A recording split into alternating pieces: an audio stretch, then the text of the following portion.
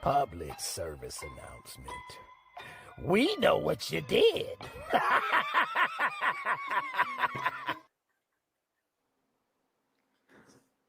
What's happening? What's happening? What is happening? Oh, your man OG Truth with a 2. Hurts with a Z. Coming at you with another episode of True ATL Sports. What's happening? I got my man Foot. What's going on with you there, brother? Foot, what's happening? Long day tournament, AU basketball don't stop. So Hey. Oh yeah. How did y'all do? we only lost one. So It wasn't the first one, was it? 9th grade and 10th grade. Look, it wasn't the first one, was it? Y'all wasn't one and done, was you? No. It was just based off to how many people we was game away from just that one loss took us out of championship running because how they had the schedule, how they had the pool play set up. Oh, okay, Sonya, how what's going on? Everybody in chat, what's going on? First of all, make sure everybody hit them buttons. If you we got 3 destinations. We got the tactician, my man, my cousin Warren. We got the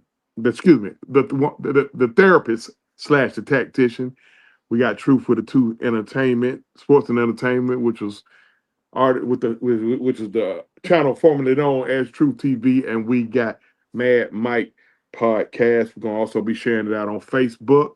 If you're on Facebook with us, we're gonna share this out in 3 groups. Falcons Uncensored. Hey, OG, do me a favor. Post the link. I don't see it in the chat. Post the link so I can bring up the YouTube thing so I can see all the chat. I can't see messages. Okay. Now you know I ain't good at this, Pope. You know I ain't good at this. Just post the link in the messenger for the YouTube. Okay. Shit. Can you do it?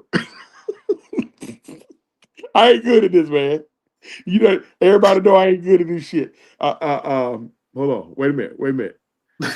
I'm gonna have to help you out, Johnson. Yeah. Post my channel in there. Just post my channel in there. But I can't see the chat. I'm on StreamYard with you. Yeah, go to the comments. Oh, we gotta go to the comments. Yeah, go to the comments. Sonya, yeah, somebody post that in there. And okay. All right, and that Daniel Bear, what's going on? Right now, I'm in the process with my slow behind trying to get it over to Facebook and all that. We're gonna talk Braves, Hawks, Falcons, Dream. We're gonna start off with the Falcons. So a few Falcon fans are crashing out. I don't know why they're crashing out over this. Some prognosticator Foot or somebody they got it going a viral that the Falcons are they got them predicted to start 0-7, and I'm laughing at it because I'm laughing at my Falcons fans for getting upset with this because I'm like, bruh, why would you even entertain that? I mean, I can't go across one hand on the Falcons having seasons like that in their history, and trust me, the Falcons got a bad history for the most part. So, what's your take on that? On us being predicted to go 0-7. I mean, pull up the schedule. I mean, hey man, hey, look at it like this, man. None of that stuff mean that. That's just somebody's opinion. I mean, I don't really have no comment on it. Things like that, that's just wild. Right? That's just wild. Right. So like, that's just sound like you just saying stuff just to say something. I'm talking about folks are really upset. I mean, people really bothered by it. I'm like, put your face back online, bro. Huh? Hold on, because put your face back. I'm gonna put it back on here. I needed to take it off for a tick. if you know what I Okay. mean. Okay. I got you. Because I got to get my background all the way straight. Um, Let let me see here. so But I mean, you know, we talking about the look, man, Falcons. We can go ahead and get right. the last 3 years it's been crazy ass prediction. Look, man, the Falcons was predicted to go 0-16, 0-17. What's the boy name? Arthur Smith first year he went 7-10. Now, the problem with Arthur Smith, See who you got to think of who's predicting it. It's a prediction. That don't mean that. yeah, and like Arthur Smith managed to go 7-10. The problem with Arthur Smith was he repeated 3 straight 7-10s, and that's what ultimately cost him his job. Along with, I mean, if you want to take it there, his handling of the quarterback situation, and you know that's another story. But the Falcons do have a tough schedule. They start out the gate. I don't have the schedule right in front of me, but I can tell you the first 5 games. First game at home against Tampa. We swept Tampa last year, but Tampa did win the division. And then our second game is a Sunday night game in Minnesota, but Minnesota's starting a rookie quarterback. Basically, we are too.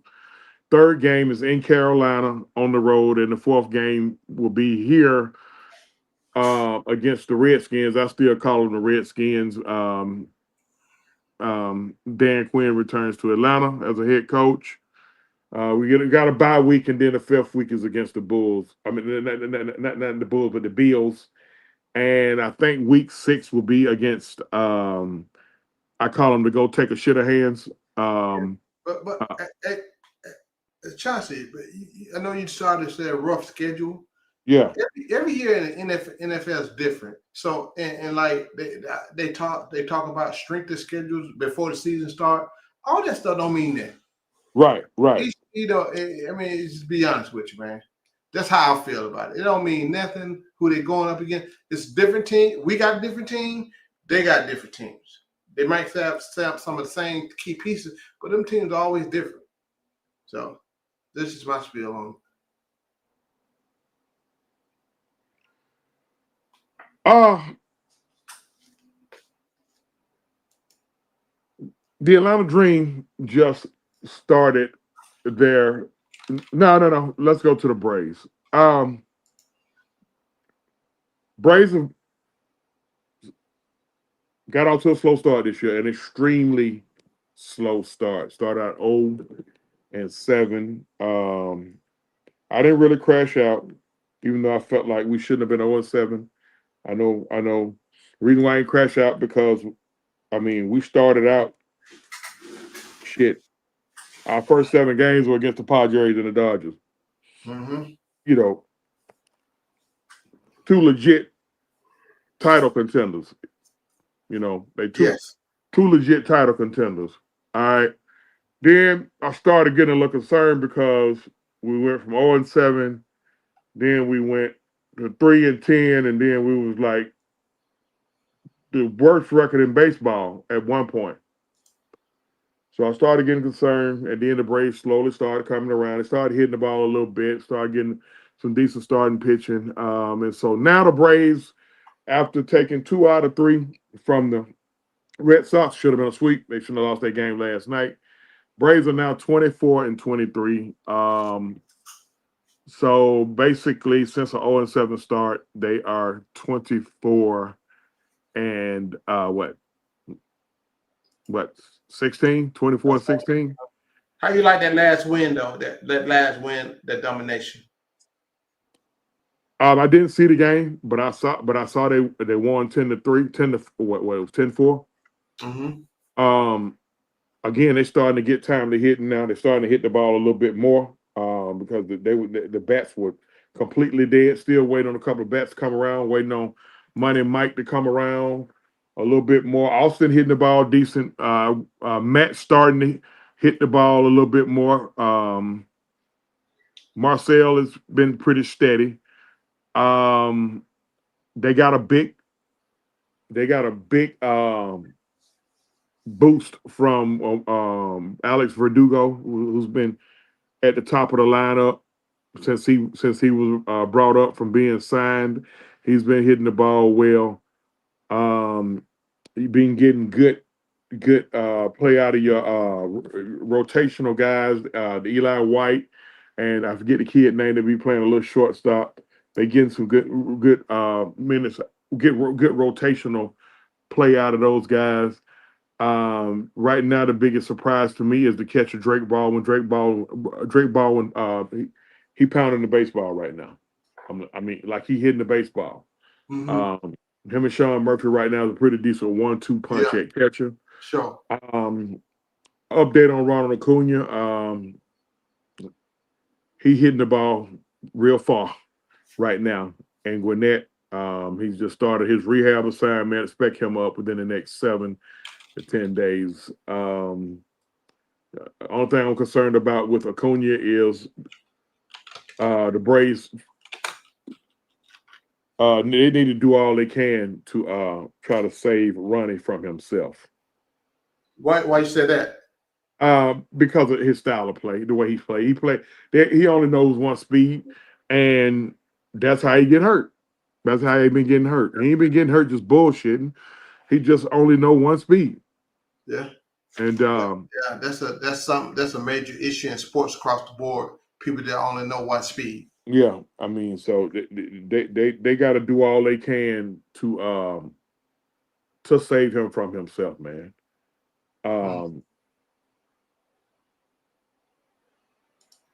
Strider comes back next week,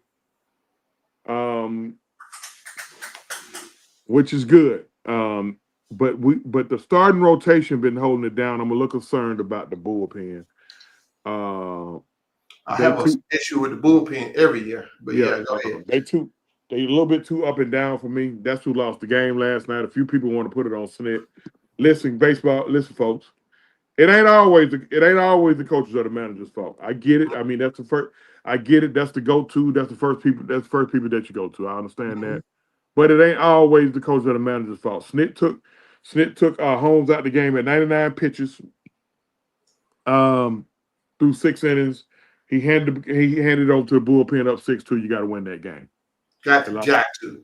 You know, they lost 7-6. I mean, so got to win that game. Bullpen got to bring it through. So right now the Braves are 24-23. They still way behind in the division. Of course it's a long season, man. Baseball season is 162 freaking games, and right now they just played game 45. Second I half of mean, the season should be better. but if you look at it, Chauncey, though, they're how far are they from the first place? 5 games, right? Maybe like 5 to 6 games from the Yeah. Mets. I mean, they're in third in the East. Yeah, they 5 to 6 games. The Mets right now look formidable, Yeah. but the Mets have looked formidable in the past early, and we walked them down. Mm-hmm. The second half, we should hopefully we hit our stride like we normally do with a healthy Acuna.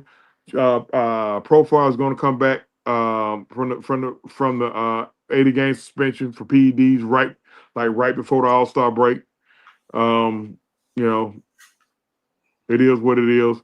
I don't know what's somebody else just got hit. I think the Phillies, one of their big relievers, that big left-handed kid they got, he just got popped with that 80 game. I don't know why these guys don't pay attention to, because what it looks like, it looked like these guys are not paying attention to what's going in their body. You know, that's what it looked like. And that's all it is. You know, you got to pay attention to what's going on in your body. They know. The indication that I got from Jerickson profile is he didn't know. Now maybe that's some BS, a smoke screen. I mean, but I'm pretty sure they know what's going on in their body. I think sometimes they don't know that it's banned. Bro, they know.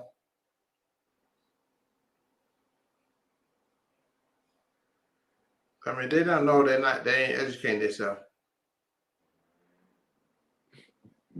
Or they listening to these goddamn trainers and telling them everything is cool. Mm-hmm. Yep. They better get out of that shit. Yeah. I mean, 80 games that was a big hit for the Braves because they had Profile locked in as the leadoff batter. You know what I mean? Mm-hmm. So now you had to bring in Verdugo, and he's been playing well. He's been playing well. So if nothing else, when Jerrison come back, Verdugo will go to a utility role, and that's going to strengthen your bench. And you always need a strong bench down the stretch. So again, the Braves 24-23, they third in the division. They couple of games out the wild card. Long season to go. Roddy comes back next week. I think Spencer comes back next week as well. Which is when they was expected to come back, and we're just gonna. All the Braves got to do is just keep winning series. I think I think the Braves have won 8 out of their last 10 series. You keep winning series, eventually you're gonna start walking people down.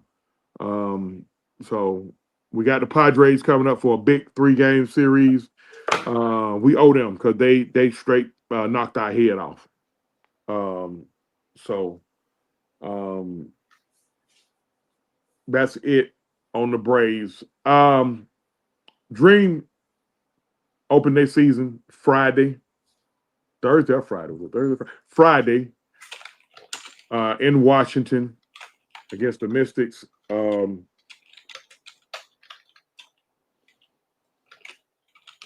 I was so aggravated because the Dream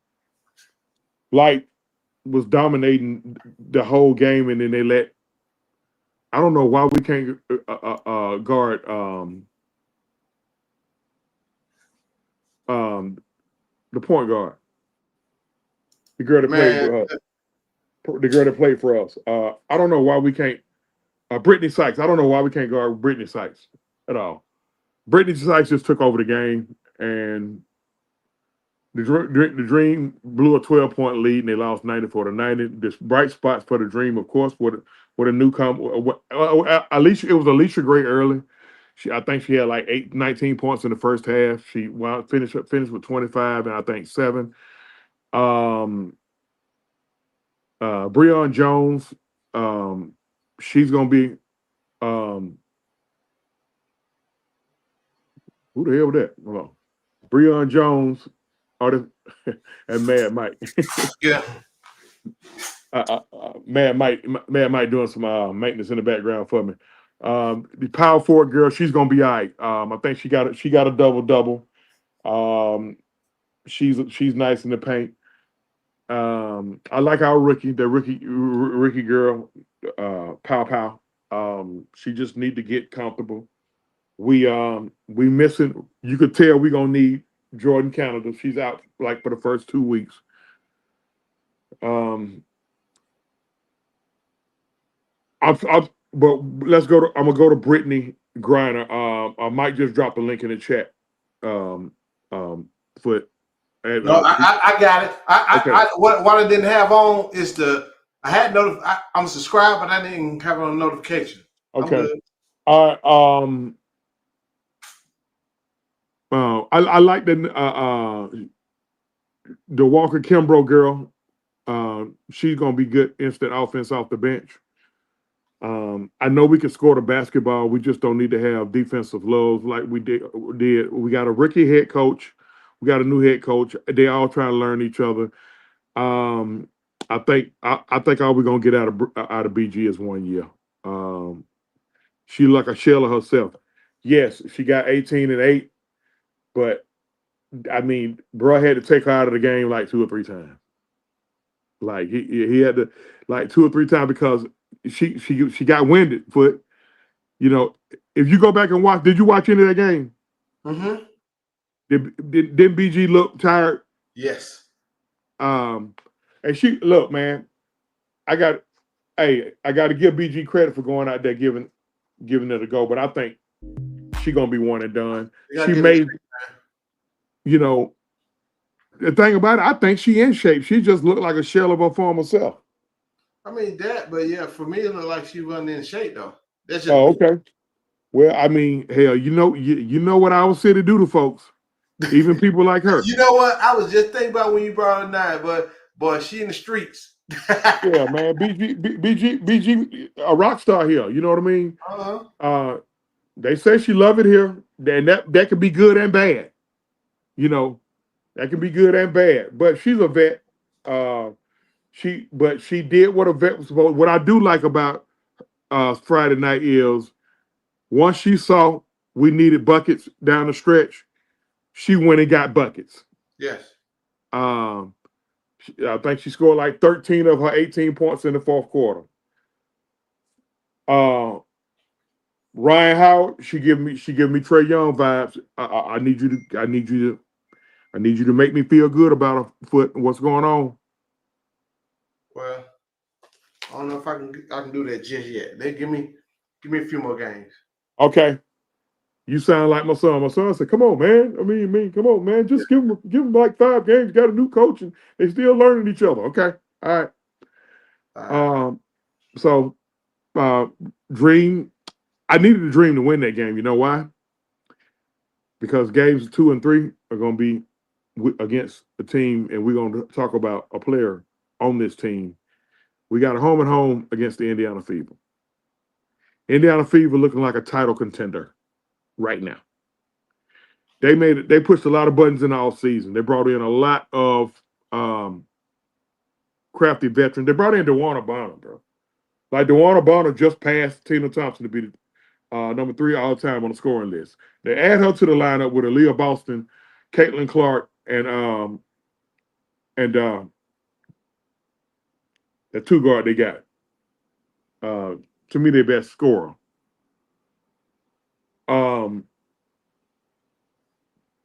They brought in Sydney Colston. I think they got Lexi Hull. They got a pretty good team. And then they brought in Stephanie White to coach. Stephanie White is a good coach. But let's go ahead on and tackle the elephant in the room, if you will. So late in the third quarter, Chicago had possession. Pretty much Indiana was already starting to take over the game. Got a little physical down there. It looked like Angel pushed off to get a rebound. And when she tried to go in to score, Caitlin gave her a hard foul, pushed her where she fell, and then the whole drama started. Now there's been allegations that Angel Reese got targeted by the fans yelling racial slurs at her. Now, let me say something real quick.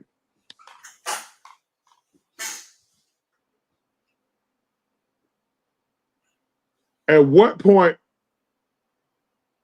does Caitlin Clark supposed to swing back? Because she been ducking. She ducked a lot her rookie year. Mm-hmm. All kind of shit was going on. You had the girl Kennedy Carter who did what she did. Angel Reese fouled her hard a couple of times. DeWanna Bonner husband fouled her hard. What's the name? Alyssa Thomas. Like, at what point is she supposed? Is she not supposed to retaliate? Because to me, I think it was a retaliation. I saw the play. I understand why the refs call it flagrant because you don't want to lose control of the game, especially as even would have been the first game of the year with the high emotions and the high intensity.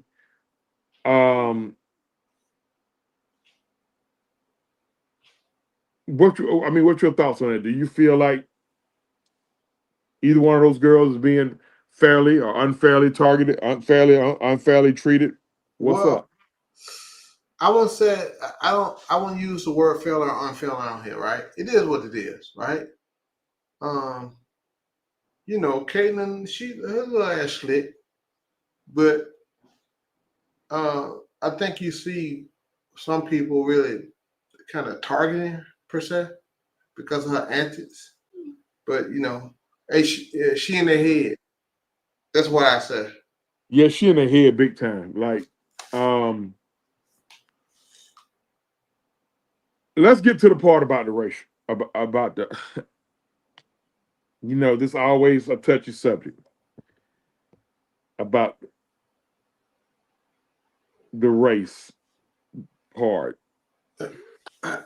You and I know what we've heard when it comes to Caitlyn. Mm-hmm. All right, from people that look like me and you. Yeah. Now, Angel gets fouled hard, and then her reaction. You already know how she reacts because that's. I mean, I'm gonna put. We already know a little drama gonna come with Angel. Okay, I find it funny now. Now we play. Is it safe to say we're playing a race card?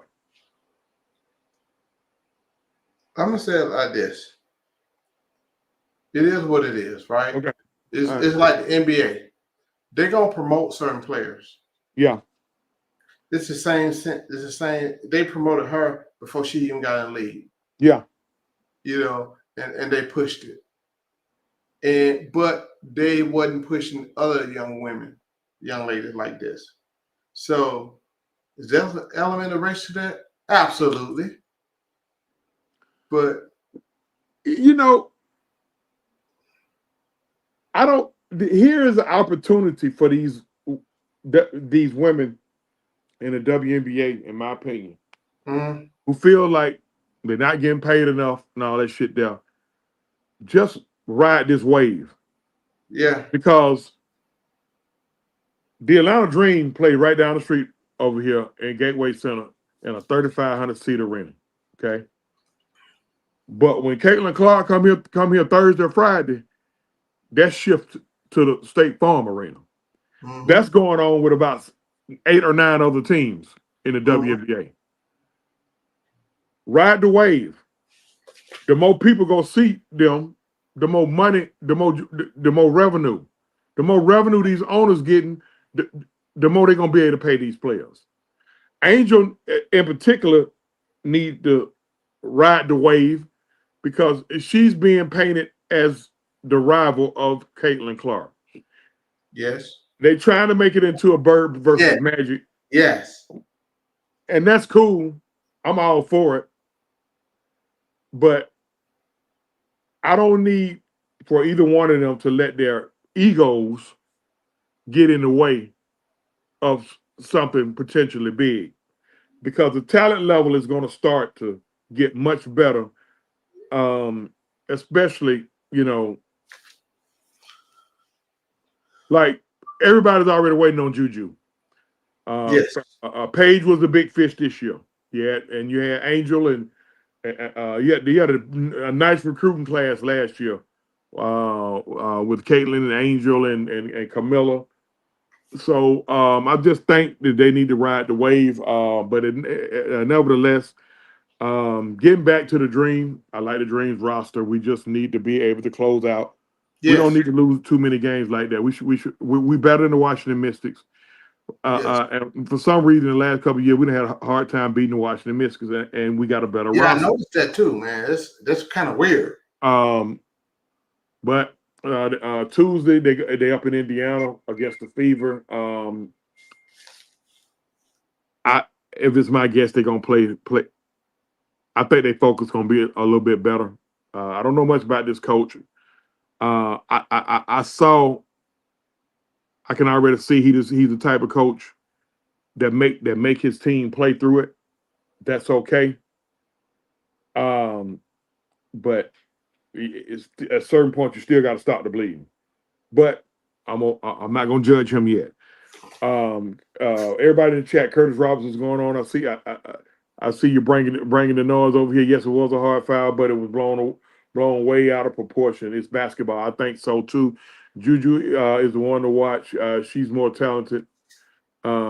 than all of them to me. I think so. Yeah, I think she's the most talented. Who is that? Zaylen. Boy, y'all got some names. Y'all got some names. Hey, I'm gonna do all I can. Brian Peeps, what's going on? Okay. Danbury Sports Science. Listen, man, make sure y'all hit them buttons, man. If you're part of Tactician channel, make sure you hit the buttons.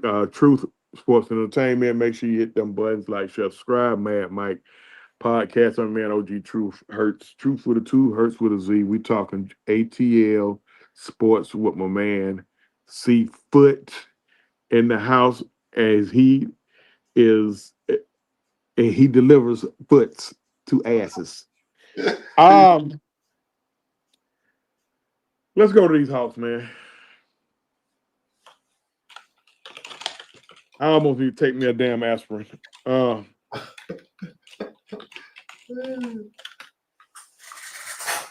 Okay. Let's get to this front office situation.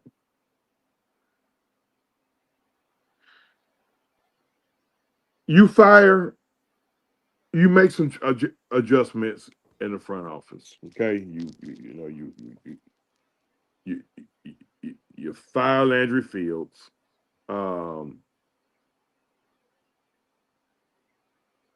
He was serving as he was the general manager on paper and serving as both the president and the general manager, to my understanding. Was serving both? Serving both. He wasn't serving both roles. That I think. Well, who's the president? Huh? Who's the president? I don't even know if that position was even there. If the position wasn't there, that means he was serving as both of them. Well, not necessarily. It depends on how you define it, right? And I'm not speaking on fact just yet, but from this standpoint, Landry was dead man walking anyway. Some people are. Well, I'm surprised why did Landry was already fired when the season started. Who called that? Hey, who called that?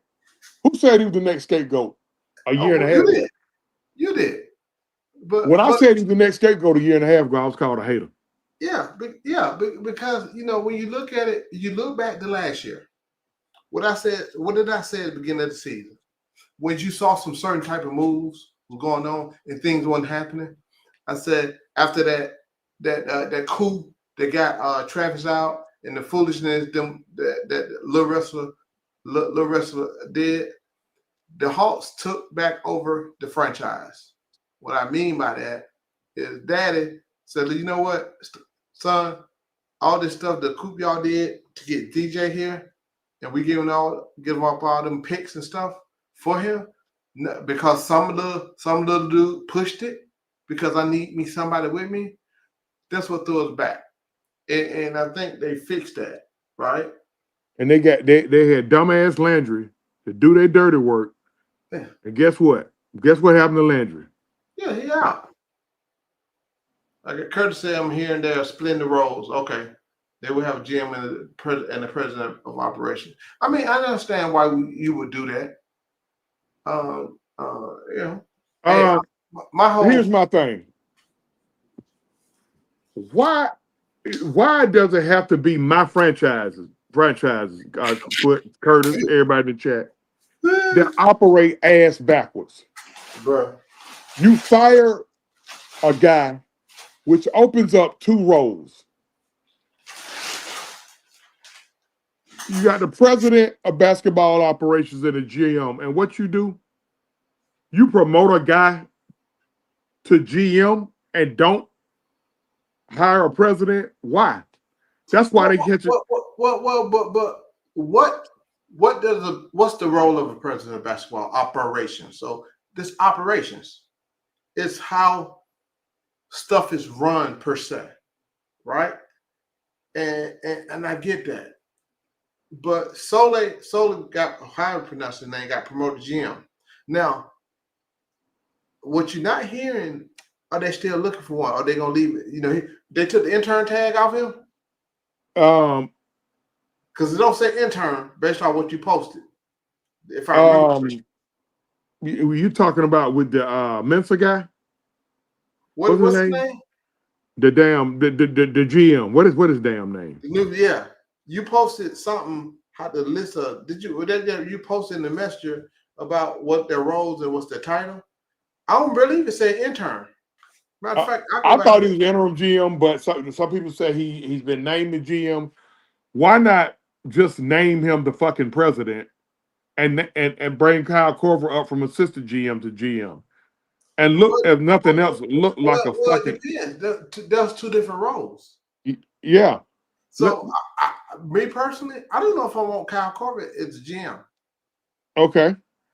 Me personally, right? So when you look at it, and I said when they called him interim GM, I told them, okay, Salah is the GM.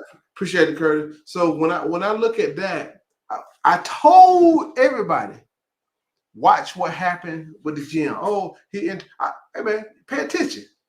Pay attention. See, they forget. You remember I told them they was hiring folks to do certain things with a while ago, last year, year before. I said, look, they were bringing in them consultants. I said, watch what happened. Watch. You know what I'm saying? Okay. I'm gonna say it again. Watch what happened when it come time next year with maybe some people on the roster, that maybe some free agents per se. Why did I not know until this evening? I mean, I knew he had a role within the organization. That Grant Hill is like the third on the pecking order behind the husband and wife team. You can call it third on pecking order. Basically, how they listed, he's minority owner, right? So that don't mean he third on the pecking order. Okay. Right. Based off, you want to look at, like, if that you look at that as an org chart, I can see how you're coming from that, right? So you have to. He got some say so for, of course, right? And I keep telling folks, don't think he, Nick, and all that. Don't be talking up there about what's going on. They'll do a lot of stuff on TV, especially Dominique. Dominique gonna play team player on TV, but we know what it is. Just watch. It shouldn't be that hard to find a president. I'm curious. Why somebody just mentioned Elton Brand? Why? Who are that? Somebody calling you. He high. Somebody calling you Tenderfoot. Who are that? He on home court. We're gonna find out who. He's stupid. Oh, okay. Elton Brand chose to go back to that shit show in Philadelphia. That's very telling. And not take the president position here. That's telling and concerning. And he got ties with our organization. Mm-hmm. I'm like, okay. That's something to think about. Right now, the guy they're courting is the guy, the guy that was up in Toronto. It's a few people in our fan base may not want him to get that president job. Because we know how he moves. Yeah. Again, what's the role? What are they looking for in that role? That's key. But the fact that I guess Elton Brand took his name out of the hat for some reason. That's very. They was ready to give him. They ready to give him the job, bro. It's very, very telling. Yeah, I mean, now a lot of fans are saying, just check out that post, and he's right. Yeah, Brand knew something, some men, something. And Philly, what is it? Who wouldn't want to be a president of basketball operations? What is it? That's the thing, Falcons pandemic. Messiah gonna make some move. Fans may not like it. He ain't got time. He gonna come in and shake shit up. If I'm interviewing for a job, if you generally how it goes, if you bringing in a president of basketball or a head of president of any type of operation, basketball, football, baseball, 9 times out of 10, them folks want to bring in their own GM. Mm-hmm. But you telling me you already got a guy in place. So what's going to be my place on the pecking order if I take this job? First of all, is the president of basketball operation over the GM? See, I think people are assuming that. That's what I'm assuming. Right? So that's what I said. What's the role? Hell yeah, Curtis. To answer your question, hell yeah.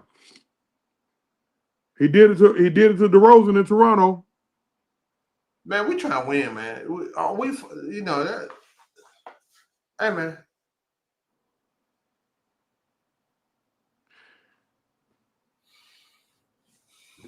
That role, in my opinion, that role need to be filled. I would like to know what's the role. You know what? I can look it up. What does that role entail? Yeah. I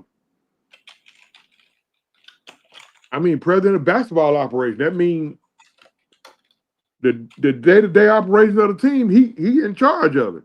But see, that's right, operational, right?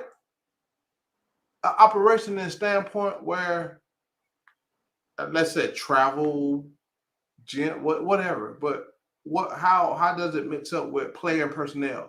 Because you got player personnel people that handles that. So if you looked at going back to what you posted, you know, you just deal with what I need to know what the president of basketball operation means. The problem with us as fans, we get complacent. Yeah. If the move is better, it better the overall team's chance, and then at a championship, let's do it. That's all it's about to me, man. Shit. These players gonna probably, if I continue to live, these players gonna be gone before I die. So I don't even care about them. That. Hey man, it's the logo. I'm trying to win the championship. I don't give a fuck who we get rid of, how we get we're being rid of. asked, do we see that Trey is making people not want it? I mean, hey man, I don't want to accuse somebody of nothing I don't have no proof on. Right. But I mean, yeah, Curtis, you're right. It could be different. I just need to know what the role. If there's smoke, there's fire. Somewhere. I mean, where there's how they say that, how that saying go? Generally, where there's smoke, there's fire. Mm-hmm. Quinn, we all with you. Corey Gill, what's going on? Tired of the Falcons, Hawks and Falcons trying to win. We need to win. Been decades of losing. Here and out. Hey man, we all share that frustration. Presidents oversees several departments within the organization, including marketing, public relations, broadcasting, sales, advertising, ticket sales, community relations, and accounting. I don't see nothing about general manager. But it's not just president because they got several presidents, but president of basketball operations. So that's the operational piece of the basketball. Yeah, that's how I take it. So, and what that entails, that'll be, but Atlanta Falcons pandemic, you're right though, and those are key departments. But I think they broke it down a little bit further with operation. And that's what I'm tell y'all something. I'm trying to tell a lot of Hawks fans. Everybody making all these predictions on player movement, when who gonna get this money, who we gonna draft and all that shit there. I can't really get too hard into that until I find out who's gonna be fucking president. But again, see that I keep hearing that we don't know. But what is his role? I put more on the GM than president of basketball operations. That's who should be. That's his role to make those decisions. Okay, so Curtis is basically like Rich McKay is to the Falcons. Oh shit. No, I wouldn't say that. I wouldn't say that. So yeah, Soleil, you know, and I said that when they named the intern, I was talking about that shit GM right there because he was already here. He was just waiting. That's why I said when they hired him, it's funny they skipped over. It's funny they skipped over Corver. Do you think Corver said, "Nah, bro, I'm good right here"? Corver, he's still assistant, but that he said, bro, that ain't what he's. That's why I'm saying I don't think he ain't ready for GM role. I think Corver cool. Whatever they got Corver doing, I think he cool what he doing. Yeah, I think he's like the part of the talent or the scout or the development, and I think he more player development. Is it safe to say that? Yeah. Let me ask you a question. So, in Toronto, it's Masai. What is his role? What is his job role? I don't know what his role is, but I know. Let me look because the way I thought he was GM. So let me see what the hell he is. Because if he's a GM, then the president of basketball operation must have some weight to it. You know what I'm saying? I know the Falcons pursuing him. To my understanding, the Falcons. You mean the Hawks? Okay, he's the president of basketball. He's the president of operations up there. Okay. He probably trying to get the fuck out of Toronto because right now Toronto is a dead end. Okay. They had that good run, and I think they won't have another one for a while. The market is not big up there. They're gonna probably lose Scotty Barnes. But when they said who was the GM? What they said Masai was making all. Was he making all the moves? Hell yeah, because he went in there. He fired. What was the dude's name? The brother did pretty good up there. Yeah. Then he wound up going to Detroit. Can't think of the brother's name. He fired him after having a good season. Then he bounced DeMar DeRozan up out of there. And then who was the GM though? I don't know who the GM was. Hell, probably Drake. Shit. I mean, he had so much input. So he had a lot of input in Toronto. So I just don't understand. So I just need the definition of their roles, man, to understand.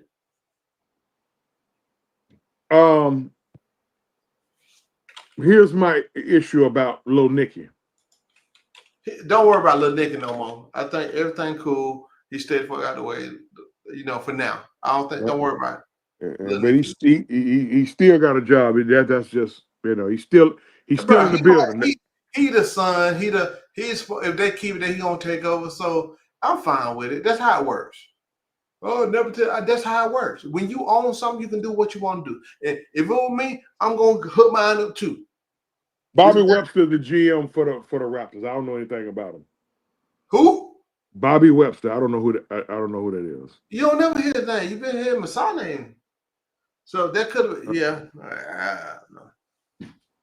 If we get Masai, oh boy, he bungee jumped and got Kawhi Leonard. Now, if you want to look at it negatively, look at Toronto now. But he did what he had to do to help get a ring in Toronto. Along with Lady Luck was on their side. Kevin Durant popped his goddamn Achilles. Kevin Durant don't pop his Achilles. Yeah, that's right. They don't get that ring. I tried to tell folks about Nick Nurse, I say he overrated, man.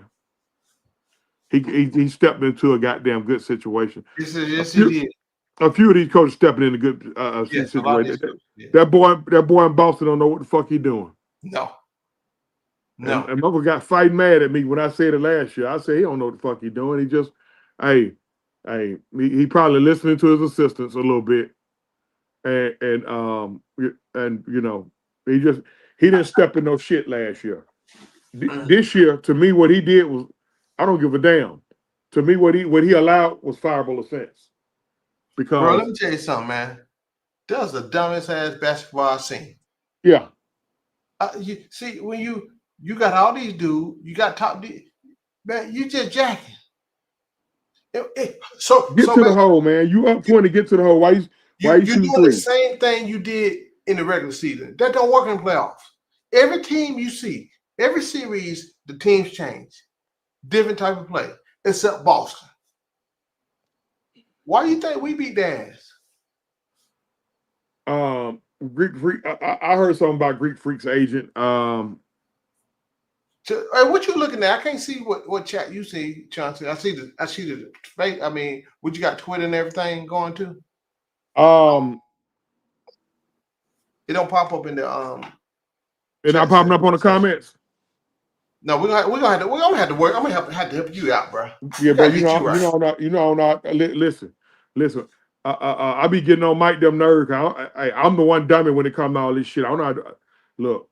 Mike be like, bro, all you got to do is this. I'm like, God damn it, you still got to show me. But nevertheless, when you start the stream, you hook it up. Yeah, I help you out. We're gonna get it straight. Here's the thing about the Greek Freak's agent. If they bring him in, Greek Freak coming here. So what now?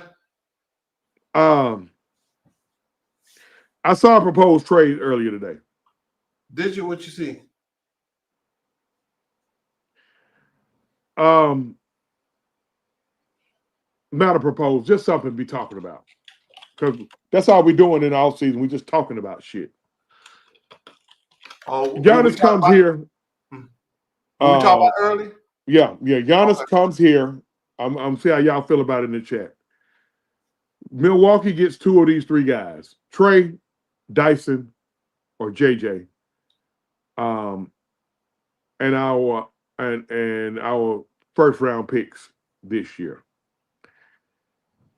I say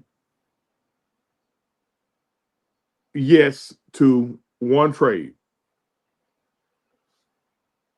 I'm willing to sacrifice Jalen. The reason why I'm willing to sacrifice Jalen, why, folks? Best ability is availability. He hadn't been really too available. He had really been too available. Let's just call it what it is now. He's been here. Well, we drafted Jalen when in 2021?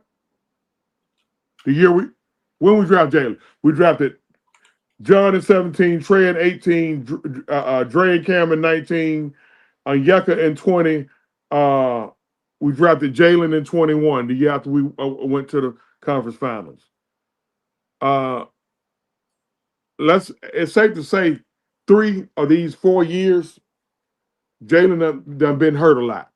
I'm willing to sacrifice Jalen if it means to get off Trey. We need to move on from Trey. Dyson stays. They can have the 13th pick, but not the 22nd pick. If they want another pick, they can get a late first. They can get a future first rounder, no problem. I will sacrifice Jalen to get off Trey. I know a lot of people don't want to see Jalen go, but my thing is, can I add? What am I missing? Go ahead, Foot. So, and to put it in context, me and Chauncey talked about this earlier today. At first, before he even found hell no, right? But then after he explained, it made a lot of sense. Number one, Giannis will replace Jalen Johnson, right? And we give up a Trey Young and get whatever. Yeah, I don't like giving up 2 first rounds, but giving up 1, right? Because one thing that I've been hollering for the longest time, we play bad team defense and we're too small. We are too small.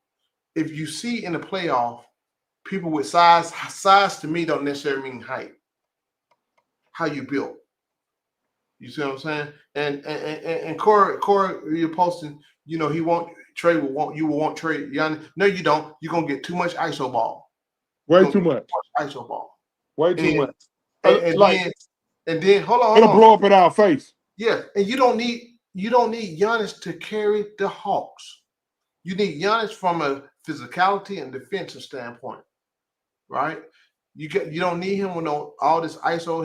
Giannis is downhill, right? You instantly getting the bro led the league in 2 of the 3 major categories now. Y'all do know that. Yeah. He led the league in scoring and rebounding. I think he was top 10 in assists. And he's a two-time MVP. I just want his physicality, his mindset. Yeah. 2-time MVP, 1-time defensive player of the year, and a finals MVP, and scored 50 in an elimination game in that game 6 or 7 against Phoenix. That's what you're getting coming here if you get him. I know I get it. Some people may not like his game, whatever the case, but that's and I'm one of. But what you get from that, I don't need him to be a damn scorer. I just need him to be physical, the mindset, right? He gonna get to the free throw line. Yes. So you replacing Trey's trip to the free throw line by far. But Jalen's from Milwaukee.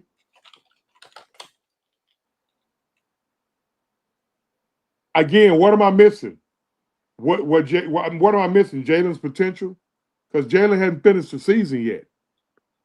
Yeah, I got an idea of what he can do, but I can't keep doing a hope and a prayer. Bro, he hurt his ankle. 2 years.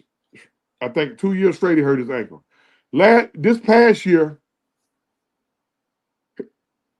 he raised his goddamn hand to shoot the ball and something wrong with his goddamn shoulder. He come back, play 3-4 games, and next thing you know, he's out for the season.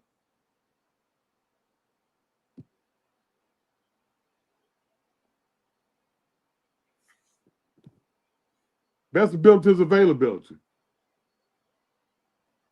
I kind of hate we got off Hunter. But okay, I get it. But I kind of hate we got off Hunter.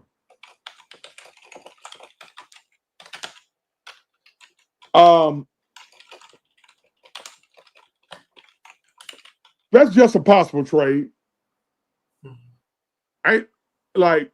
When y'all see these possible trades, don't lose your shit. Because they're just possible trades.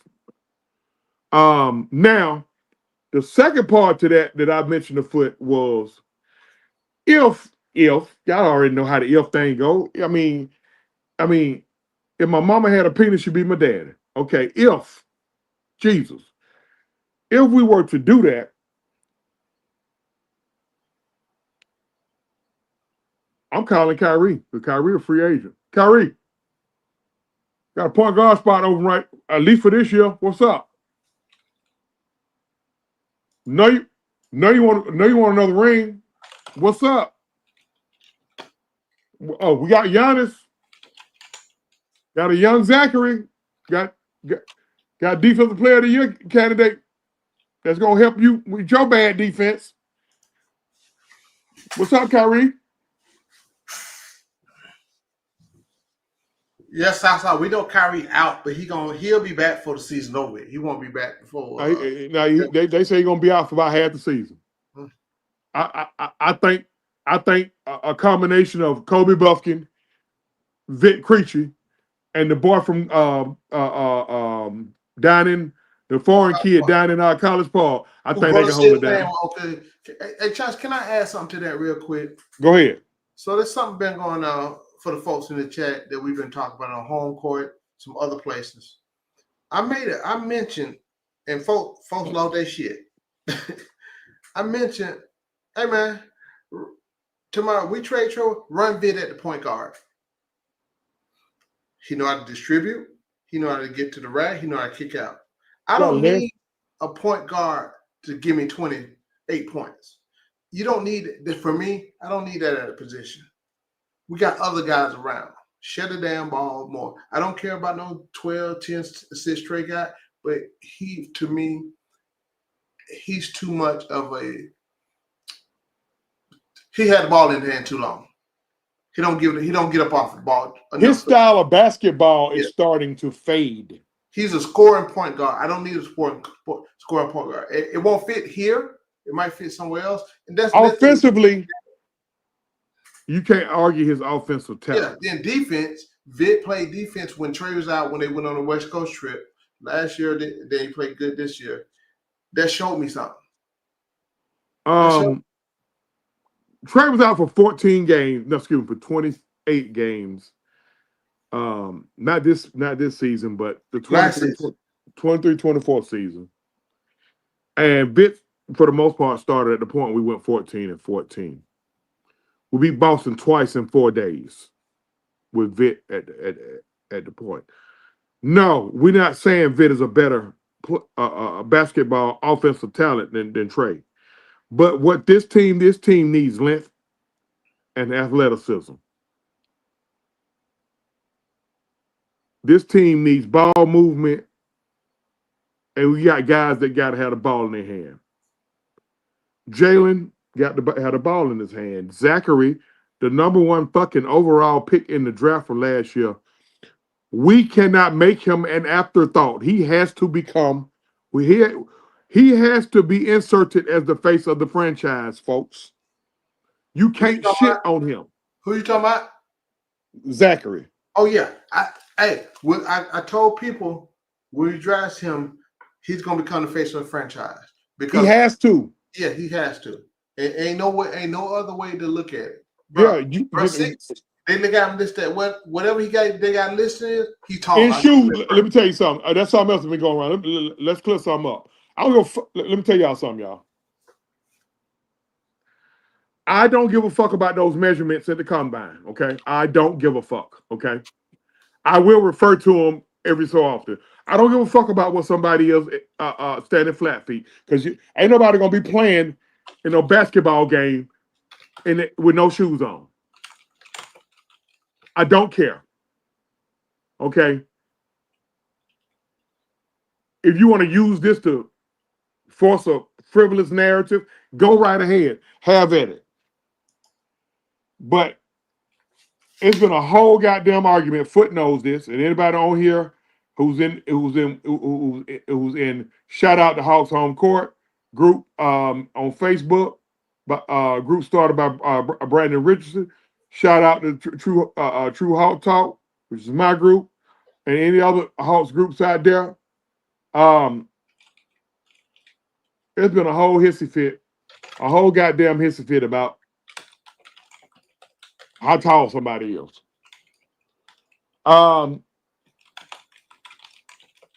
It can't be done with a little guy. It can't be done with a little guy. But guess why? Because they were the same height, flat-footed. I don't give a fuck about what they are at the combine. Listen, if the man 6'1" in shoes, that's what I look at.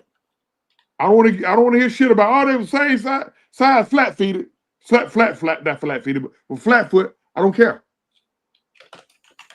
If you listen, the talk was about Jalen Brunson and Trey Young. Jalen bigger than Trey. Trey 6'1", Jalen 6'2". All right. Trey got a 6'3" wingspan. Jalen got a 6'4" wingspan. Those not big differences. Here's the biggest difference. Trey weighed 163, man. Jalen weighed 190. That's why Trey looks so small out there. There's a bunch of guys in the league. He's just as tall as, or maybe a little bit taller. The man ain't got no girth on him.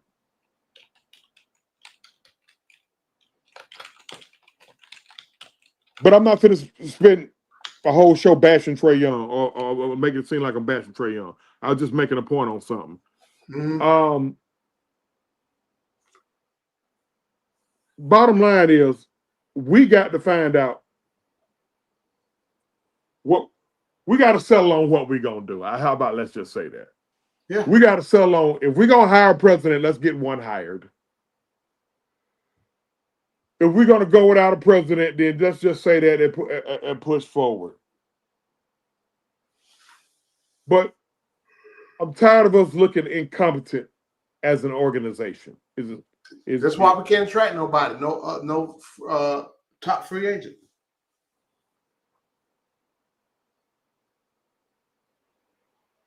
Dirty Bird 67 said, as long as Trey is here, Zach won't be the face of the franchise. I can't disagree with that. Yeah, I can't either. That's why he has to be moved. Now, let me say this. Trey is eligible to opt out at the end of next year.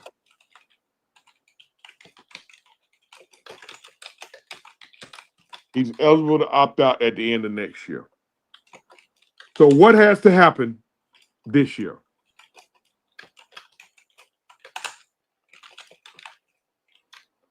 Hold on, Curtis. I'm gonna answer that question. I'm finna answer it too. What we doing, Snyder? They got to keep him. We still got 3 years left on the fucking deal. And we still paying Nate? Or we done? We just got finished paying Nate.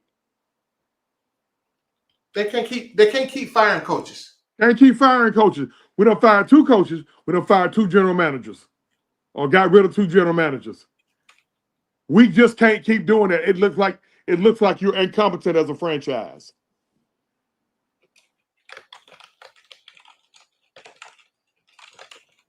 You can't keep doing that.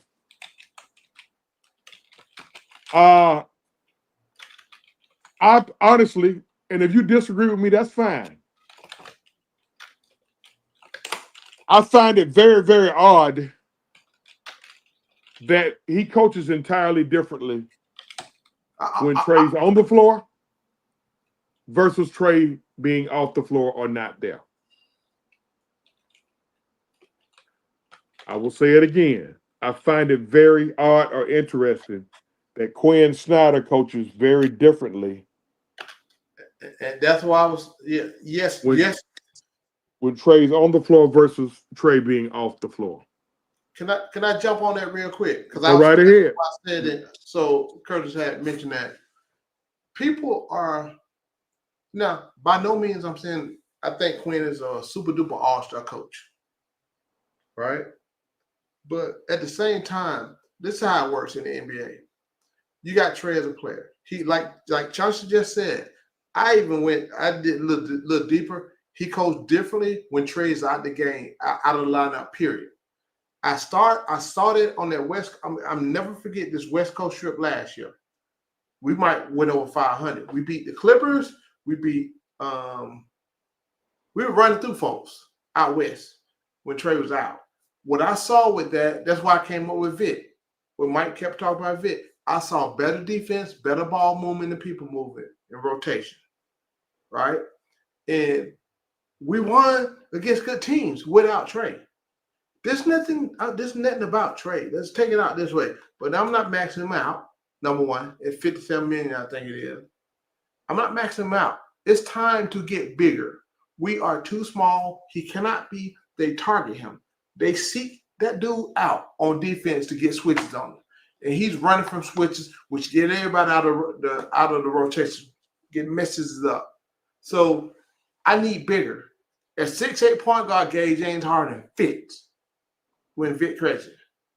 I'll take that all day long. Because, bro, we got to get bigger. But at the same time, the way Quinn coaches, he can't sit Trey on the bench and say, you can't do it this way. Trey been playing that way all his life.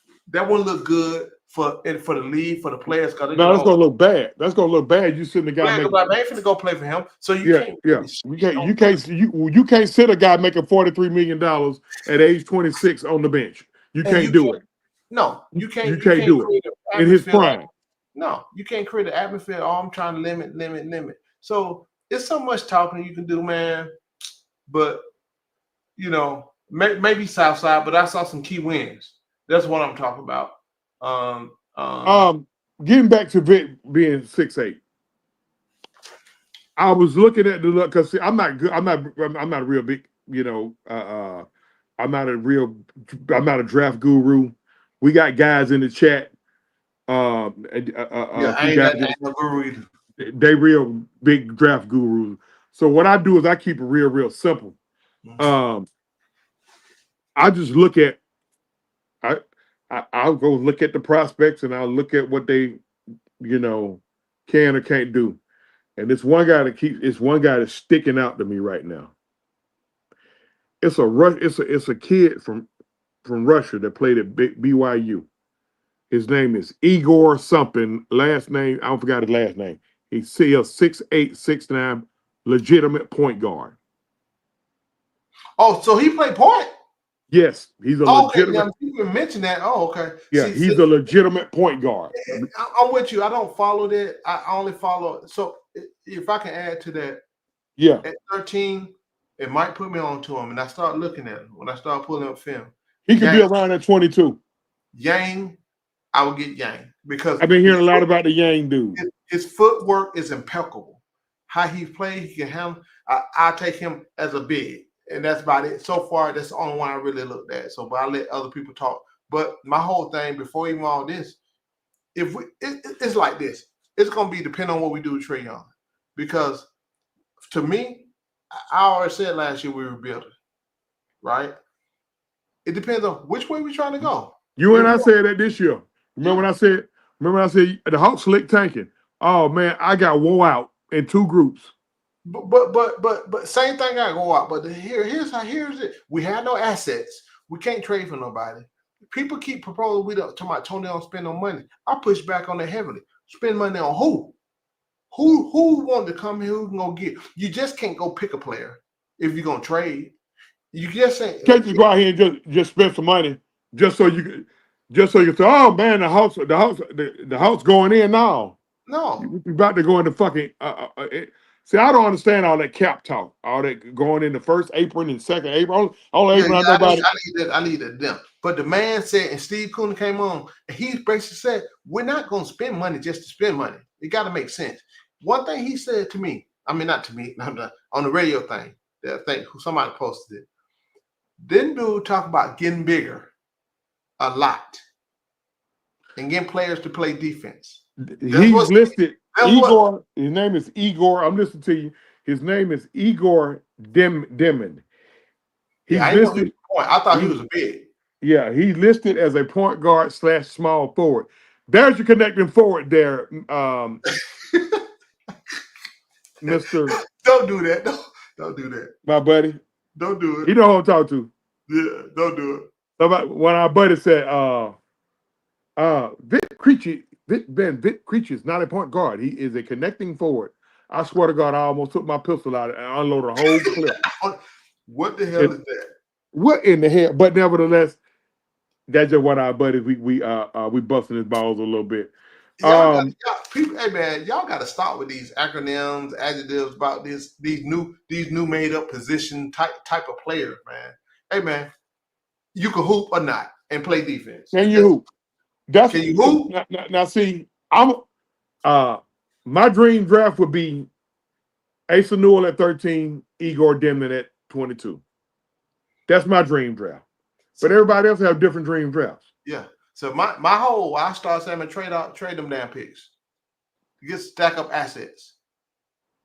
I mean, just Well, now let's go back to if the Hawks do what certain Hawks fans want the Hawks to do, we're gonna have to keep them picks. If you want the Hawks to give Trae Young the max at 4 years, 228, that's $57 million. They bet not. But I'm just saying though, if you want that to happen, then you want them to bust this block. Do you want them to bust this blockbuster deal for Giannis and pair Giannis and Trae? We ain't got no cap space, y'all. We're gonna have to start letting folks walk, which means we're gonna have to keep them picks. Because we need bodies. Because you don't want Giannis, Trae, Dyson, or Giannis, Trae, or Yanka, and Zachary, and a whole bunch of goddamn G leaguers, then you're gonna be complaining about that. Mm-hmm. I mean, think. But bro, they just be saying, some fans just be saying stuff just said. Don't put no thought into it. Then they get mad at us when we put some thought in it and give our opinion, but it don't match theirs because it ain't it ain't like being like in La La Land. You know, Southside, one of the destinations. Here are the two main destinations they're saying for Trey, and it's Houston and Orlando. Both of those teams are looking. Houston got the 10th overall pick, and they go on point guard. I call Houston up right now. All right, I know y'all got Van Fleet over there. I know he got an expiring contract. Him and Trey made the same thing. Send him on over here. Send us that goddamn 10th pick, and y'all get Trey. That's it. Yeah. Real simple. Help me, help you. Trey and Van Fleet make the same money. Van Fleet on his expiring contract. Plus, he still got a little bit left in the tank. He showed you that this year with Cleveland, with Houston. We swapped them two out, sent us the number 10 overall pick. Now we got 3 first rounders. Just a suggestion, y'all. I'm not a GM. I ain't either. I don't try to play. Getting back to Trey, but something has to be done. Something got to be done.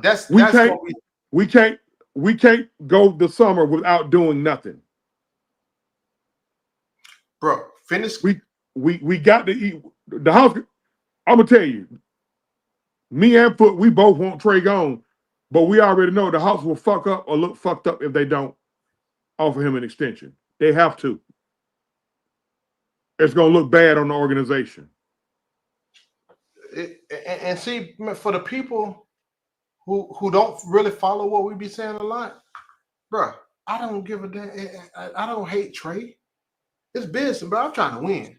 My whole thing, we need to complete the rebuild. I told these dudes we were doing last year that we started this year with. They didn't want to see it. We are rebuilding. We couldn't rebuild like you normally would do because we ain't had the assets and then the tank. So we just did it a different way, and it's okay. We need to, bro. We got Dyson. We got young core that's solid. Right. Let's go ahead and build upon that. Let's get this thing going, man. I'm sorry, Trey. Thank you for your services. You've done great. Won an award. You too damn small and you too ball dominant as a point guard. If you was a wing and you had a little height on you, if you was that dominant, ball dominant as a wing player, they don't have no problem. But my point guard don't need to be that ball dominant.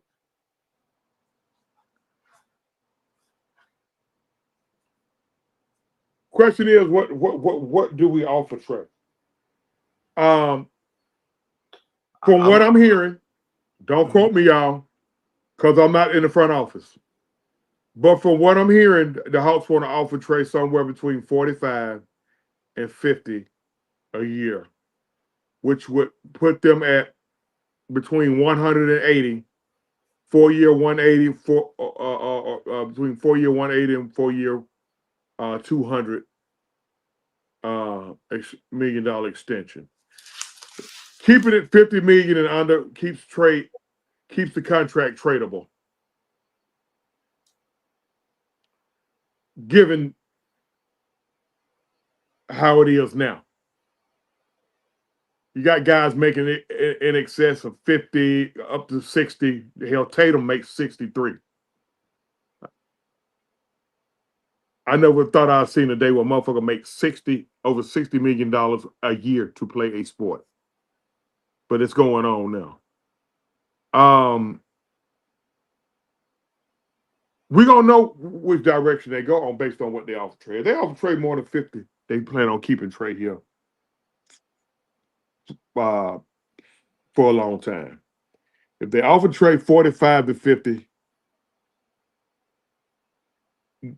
basically what the Hawks saying is we still don't know what the fuck we're going to do with Trey, but we're not gonna get caught with our pants down if we don't offer. You don't offer Trey nothing if you don't extend Trey during the off season. Don't try to talk to him during the regular season because his agent gonna tell you. His agent gonna tell him to shut down. Let me go ahead and give you some insight. This is some insight. Trey and Hoss already talked before the season. Okay. They know what direction they want to go. Both of them. All right. It's just up to decision who want what. So that conversation when that whole deal that had Landry dead man walking, when they took back over what's going on from this foolishness, a conversation was had. Did you see Trey play different too at the beginning of the season when it started? At the beginning of the season last year, he played different. Yeah. So that both you and I said, he keep playing like that, he can stay. That exactly. But he reverted back to his old ways. Yeah. And he's playing wonderful.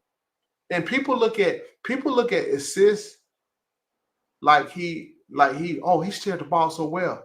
No, an assist is you pass him the ball and he scored. Somebody has to score. So what people keep shitting on the players, but they make him look good because they put the ball in the bucket when he give it to him. It's a couple of I ain't gonna trip.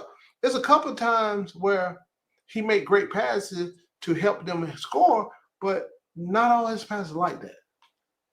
You know what I'm saying? No, because he reverted back before JJ got hurt. Because I was talking about it, because I gave him props. I said, if Trey play like this, he been playing great.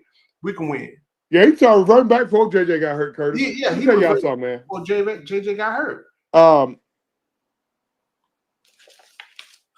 There's a running narrative amongst certain fans with the Atlanta Hawks that the Hawks have not done right by Trey.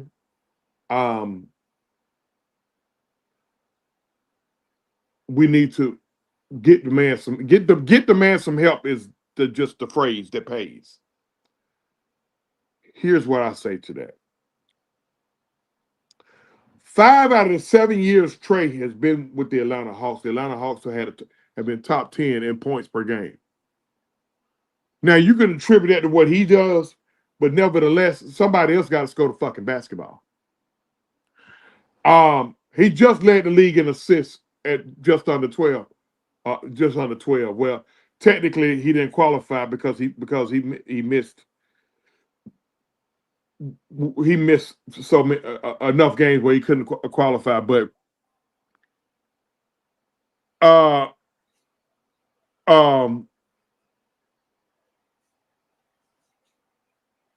the numbers are good. That's cool. But to say he ain't had no help, that's bullshit. Man, they don't keep saying that. Like, that's crazy. If 5 out of 7 years he's been here, we've been top 10 in points per game. What are you talking about? How can you sit up here and watch us lose? Let me tell you something. Last year, not the season we just finished. Last year, the Indiana Pacers team who playing Tuesday or Wednesday. Bro, hold on, I'm gonna cut y'all. The Indiana Pacers playing in the finals again. They are not better than us. I don't care, even with what we have. That's all I'm saying. Go back. Well, no, they are better than us because they playing better than us. So let me just say it. Talent-wise, no. Well, good. He won the assist title. Here's the thing. In 4 games against us last year, the Indiana Pacers scored 297 points. 297 motherfucking points. 3 of those 4 games, Tyrese Halliburton went ape shit. Tyrese Halliburton is the point guard for the Indiana Pacers. Mm-hmm. And I already know some people going to say, well, Trey wasn't always guarding him. But that's his fucking position. That's the part that people don't understand. Why Trey That's his fucking position. Why Trey not gone? That's been the problem with the Hawks for 7 years on the defensive end. I'm not talking about offense. We know Trey. We know Trey's a walking 26 and 10 or 11. Can't take that away from him. Defensively, what we've been getting our ass barbecued at. The guy who a lot of Hawks fans just destroyed, who with the Cleveland Cavaliers now. Hawks fans just destroyed him. One motherfucker told me DeAndre Hunter underperformed. I said, no, he couldn't. He couldn't have underperformed because he got to exert twice the energy on the defensive end, covering up for Trey. Trey rarely guards the other team point guard, especially if they way bigger than him. So now they just have Trey almost like he's floating on defense. You basically got 4 guys out there guarding 5 because Trey. I laugh when I see Hawks fans criticize other players for being bad on defense. Yes, and it's true. Luka is a turnstile on defense, but Luka got 4 All NBA first teams, and he got a finals appearance. And I'm not a Luka fan. I'm just calling it for what it is. Ding ding ding ding ding ding ding ding ding ding. Goddamn it, Brian P with the ding ding. $4.99. Goddamn it. $4.99. We are now $35.01 away from my goal of $40. I can get me old $40.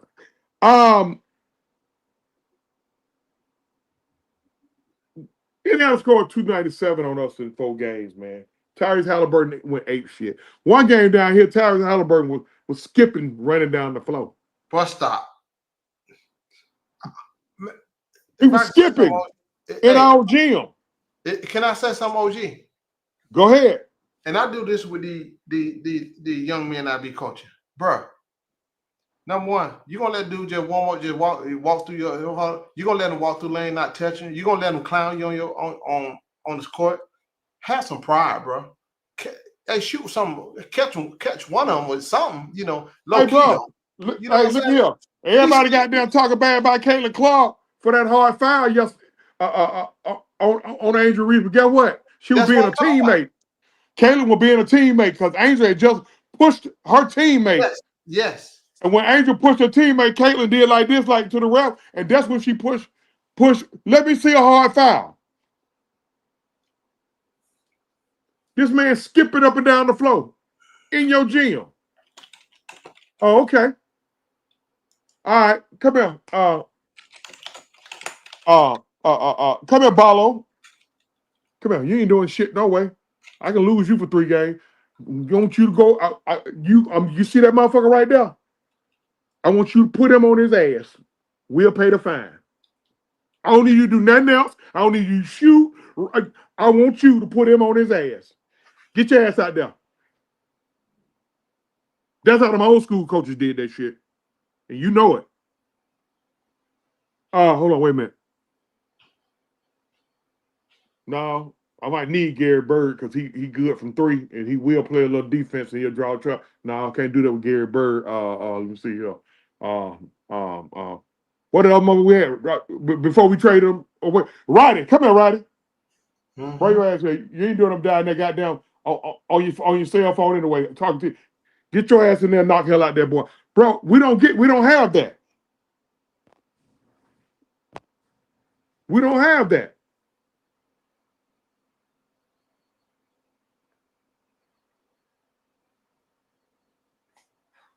What we gonna do with Clint Capella?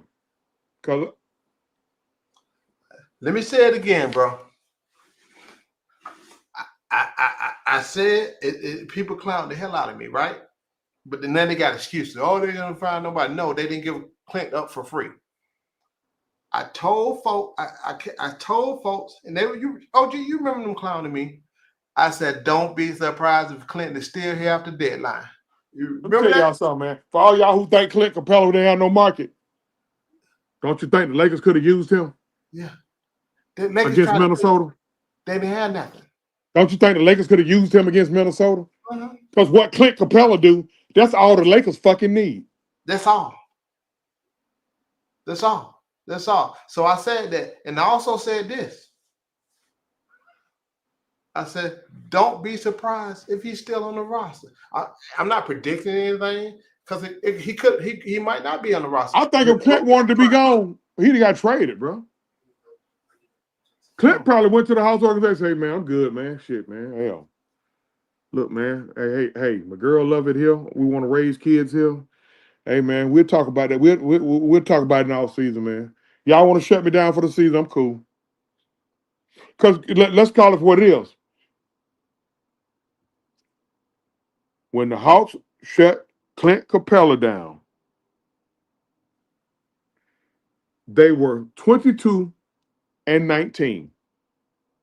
That's exactly 41 games, which is halfway through the basketball season. At that point, we were the 6th seed.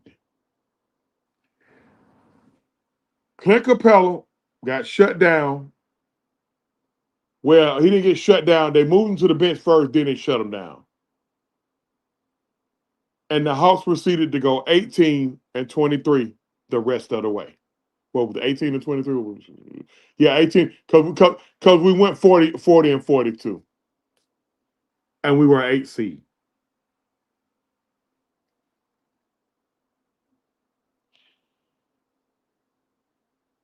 A lot of Hawks fans was vehemently complaining about we too small.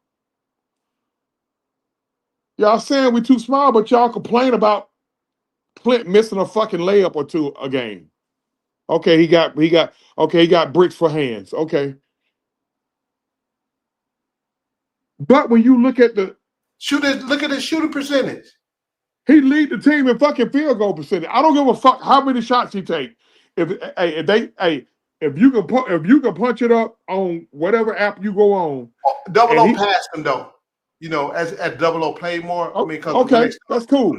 But they was but you still got with Double O and Clint, you got 2 of the top 15 guys in field goal percentage in the NBA. I don't want to hear that shit about all them layups he missed. What you mean all them layups he missing? Clint had a game last year. I swear. You know I ain't lying about this.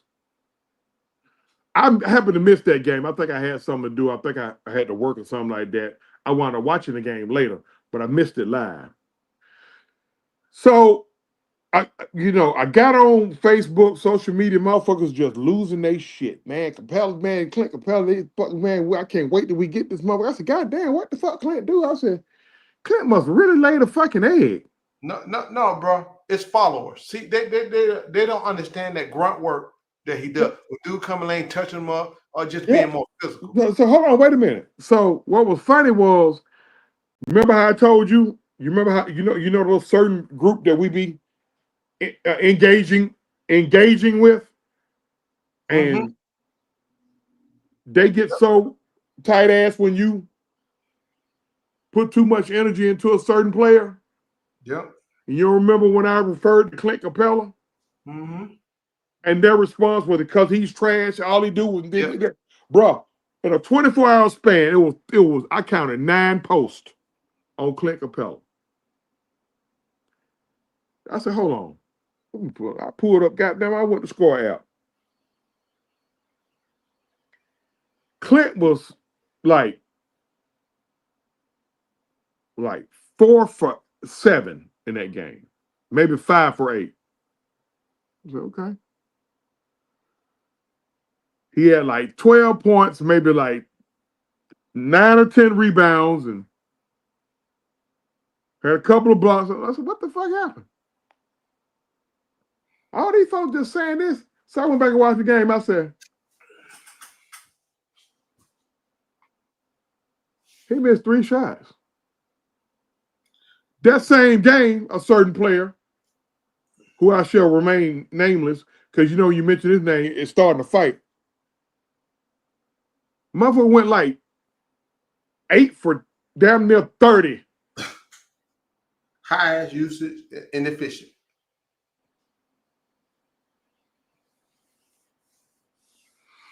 I won't be surprised if Clint Capella be back. You got to have some type of veteran leadership. Now he don't went into veteran style,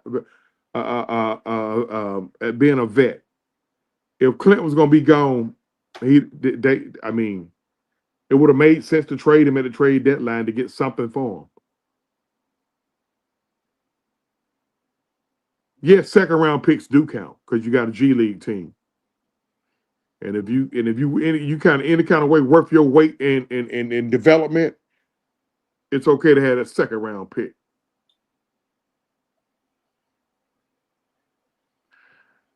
We got a long off season with the Hawks. It's just a whole lot of unanswered questions, and that's my issue as a Hawks fan. Whole lot of unanswered questions. This shit in the front office is inexcusable. We shouldn't be looking for a fucking front office guy right now. That shit should be handled quickly. I could see if you were still looking for a coach. Because if they're still looking for a coach, that's going to give me an indication that one of the 4 teams that's left in the playoffs, they're probably looking for somebody, looking at somebody in their organization. So they're probably going to wait. But to be looking for front office personnel right now, no. It's inexcusable to me. And you get that shit straight. Stop looking so fucking incompetent as an organization. Well, I think from this standpoint on that particular issue, I don't think it's an incompetence anymore right now. I don't think so. We're still trying to clean up that foolishness, and still nobody don't want to fuck with us, right? And when you that makes it look even worse. Well, that's because we already did. We can't hire a president. God, what the fuck?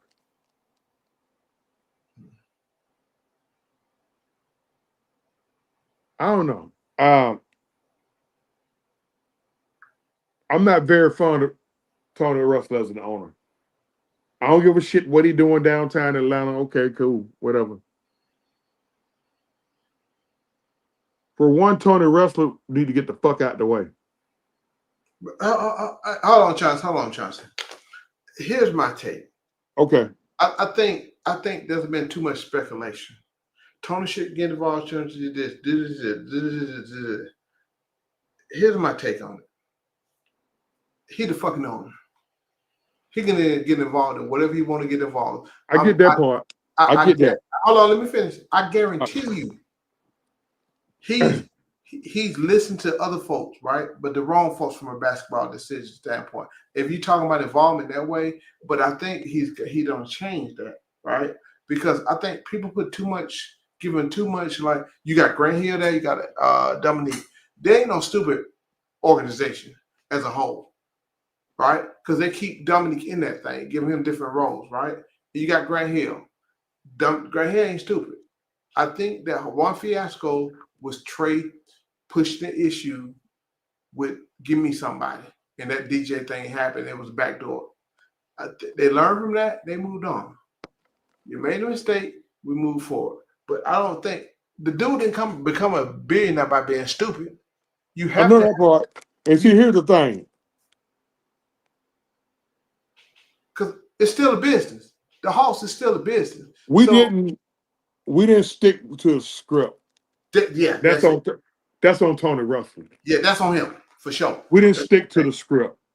You went out here, you plucked this guy from Golden State.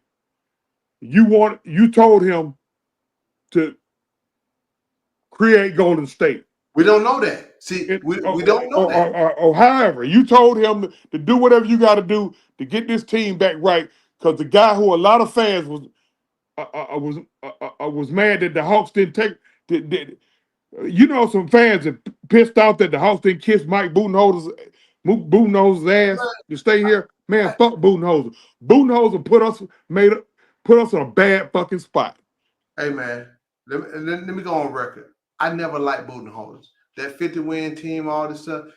let me tell you my problem with Budenholzer. When he became the GM and president or whatever, he fucked this team up. What he was doing, trying to stash dude overseas, trying to get dude. He was trying to do what San Antonio was doing, right? And he messed this team up. I mean, he wasting draft picks on dudes he's stacking over that don't want to come over yet. But you drafted him.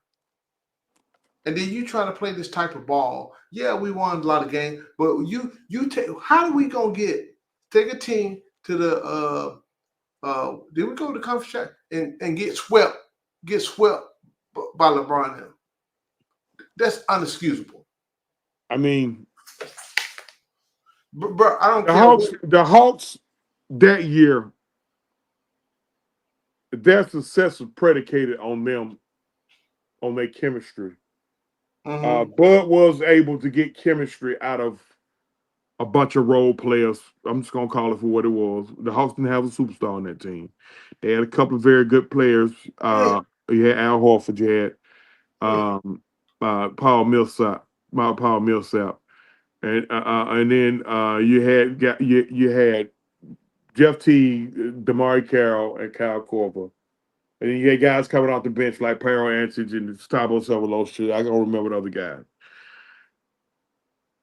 That bullshit that happened up in New York between Pero and Tabo crippled the Hawks because they were two key pieces off the bench. I don't know. I still to this very day don't know what the fuck happened, but it resulted in Tabo's leg getting broke. The goddamn New York police done whooped their ass and broke Tabo's leg. Mm-hmm. And I don't forget what happened to Pero. Then we get into the finals with the Cavs. They already favored. Okay, we get into the finals with the fucking Cavs. First game, Damari twists his fucking knee. Remember? The very first game of the series. So we thinking Damari was going to be out. The Hawks done doped Damari up and shot him up. And he out there basically playing on one leg trying to guard LeBron James. Because at the time, Damari Carroll was our DeAndre Hunter. He was our premium a wing defender, and he played the same position as LeBron James. Then the icing on the cake, game 3 up there in Cleveland. No, or whichever. The first game we played in Cleveland, Matthew Dellavedova did that dirty shit and broke Kyle Korver's leg. We behind 8 ball now, bro. And it was over. I ain't mad at that team for getting swept. Just too much shit happened on that. Just too much shit happened. You don't lose two of your key rotational players coming off the bench and 2 key starters and try to beat a team like Cleveland.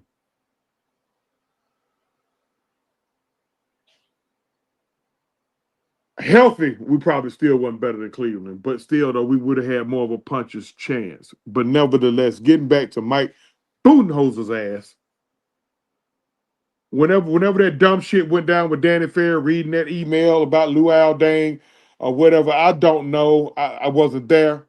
I would have fired him. I mean, he and they posed that he read something off a document. Bruh, that's boy.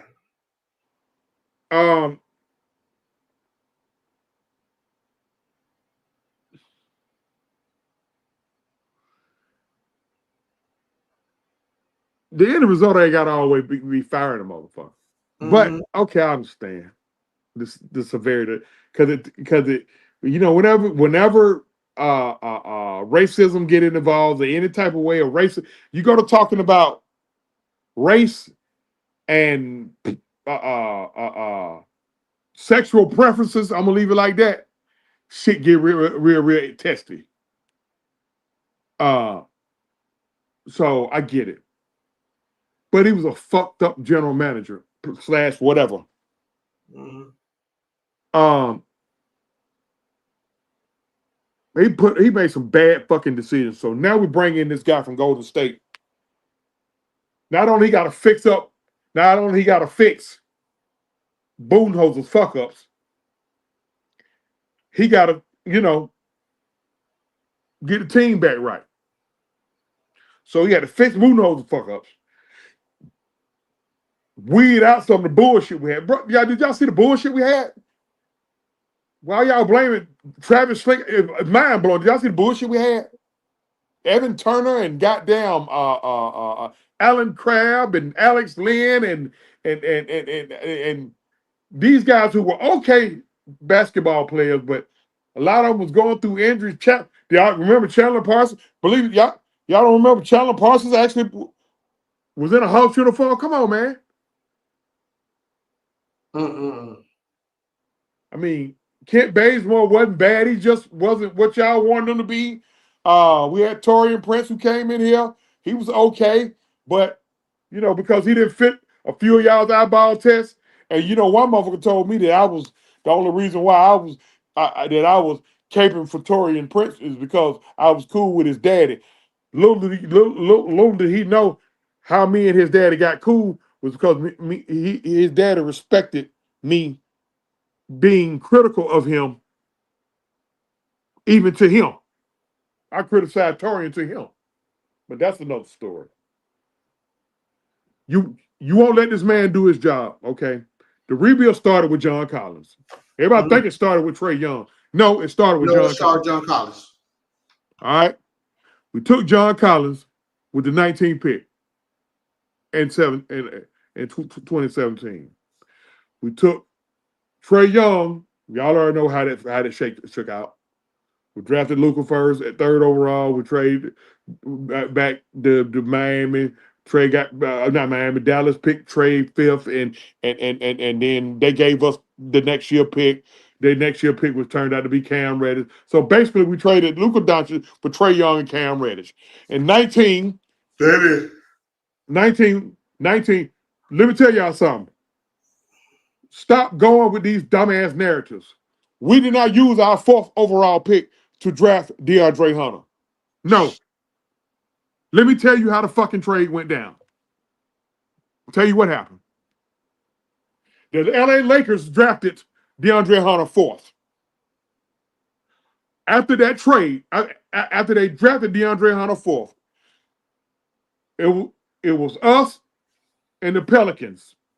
Some kind of way, it was a 3-team deal. We took our 8th pick, which turned out to be the irony of that. It's an irony to this shit. Y'all know what our 8th pick was? You remember who our 8th pick was, Foot? 8th pick? That year. No. The motherfucker who the Lakers fans crashing out on right now because he wound up circling back to go to the Lakers. Jackson Hayes. Oh, you know what? Yeah, yep. Jackson Hayes, we took Jackson Hayes for the Lakers. I mean, actually for the Pelicans because he went to the Pelicans. Mm-hmm. And the 17th pick, we gave him the 17th pick, which is Alexander Nickeil Walker, who's a reserve with the Timberwolves right now. Yep. And we got back a 2nd round pick. So as much as DeAndre Hunter stayed hurt and a lot of y'all dislike DeAndre Hunter, safe to say the Hawks won that fucking deal. Yeah. All day. So all of y'all talking about he was the 4th overall pick. We didn't use our 4th. We used the 8th pick, who was Jackson Hayes, who they ready to run out of LA right now, and right now a rotational player in Minnesota and Alexander Nickeil Walker. Understand your history, folks. You don't have to always go with narratives. I mean, go with the bullshit because it fits your narrative. Okay, so 19, we get Hunter, we get Reddish. Okay. Can I add something to it? Go ahead.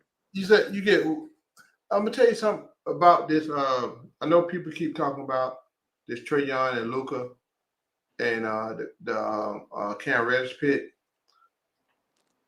I was on record. That was a great pick if Reddish, and I said we won't know to about 3-4 years if that pick if we won it. Reddish is a big fucking baby. He's a big fucking baby. I know if he would develop like he was supposed to develop, like I seen him play on the circuit, like I thought, man, we would have had a steal. He didn't want to be coached hard. He was selfish. He didn't want to be coached hard. He accused Lloyd Pierce of being a bully. Okay, all right, whatever. Yeah. All right, go find a couch to lay on. You fucking soft ass individual. Hey, so I'm gonna go in a minute. I'm gonna give me something to eat. God damn, it's 11 o'clock already. Okay. All right, we're gonna shut it. We're gonna wrap it up anyway. Just hang in here for another 2 to 3 minutes. I got you. Then that's when okay. Now here comes the Eastern Conference Finals year. Okay. The Eastern Conference Final year, that's when we drafted Onyeka. Okay, here the bullshit. Now here got the bullshit. Bullshit. Trey don't like Lloyd Pierce. So we was 11-17 and we fired Lloyd Pierce. We had a competent assistant on the bench named Nate McMillan. And Nate McMillan wound up being the interim head coach, and y'all already know the rest. We made the magical trip to the finals, and then they made him the head coach moving forward. Do you remember what I said when they fired Lloyd and hired Nate? Can you remember what I said, Foot?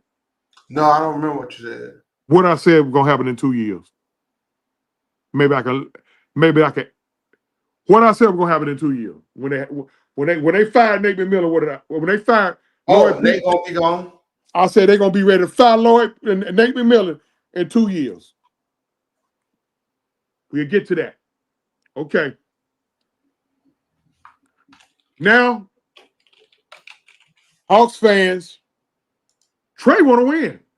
I'm saying I'm the person out front saying, leave it alone, y'all. I know y'all got that taste of the conference finals. Let's stay the course. Let's let these five guys, let these guys finish developing. By the way, I left out Kevin Huerter was in the 18 draft with Trey. I'm sorry. Kevin Huerter. I left him out. And the 30th pick was Amari Spellman. He's somewhere eating Taco Bell right now. Okay. I don't even want to talk about that pick, bro. Okay. Now,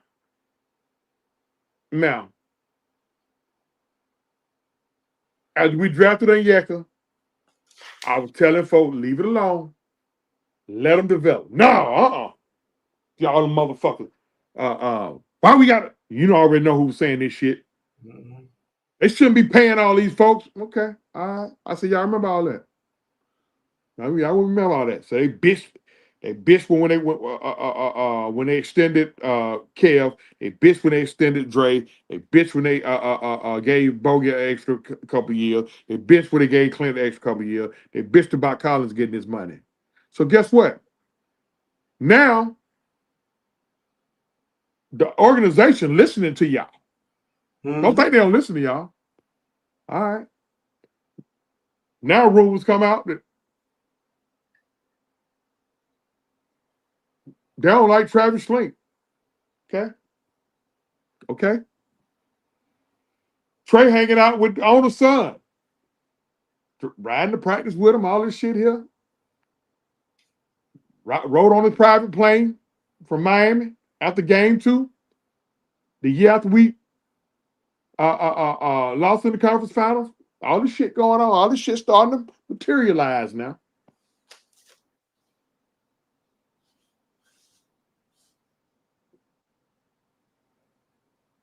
We don't fire Travis Slink. We just basically alienate him.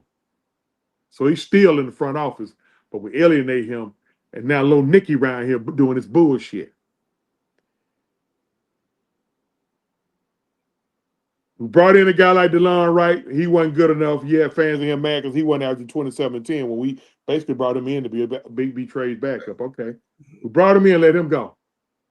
And DeLon Wright was hooping.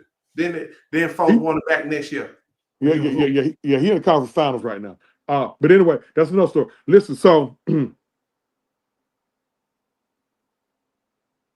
problems started arising with Nate and Trey. Nate goes to the house, said, I'm done.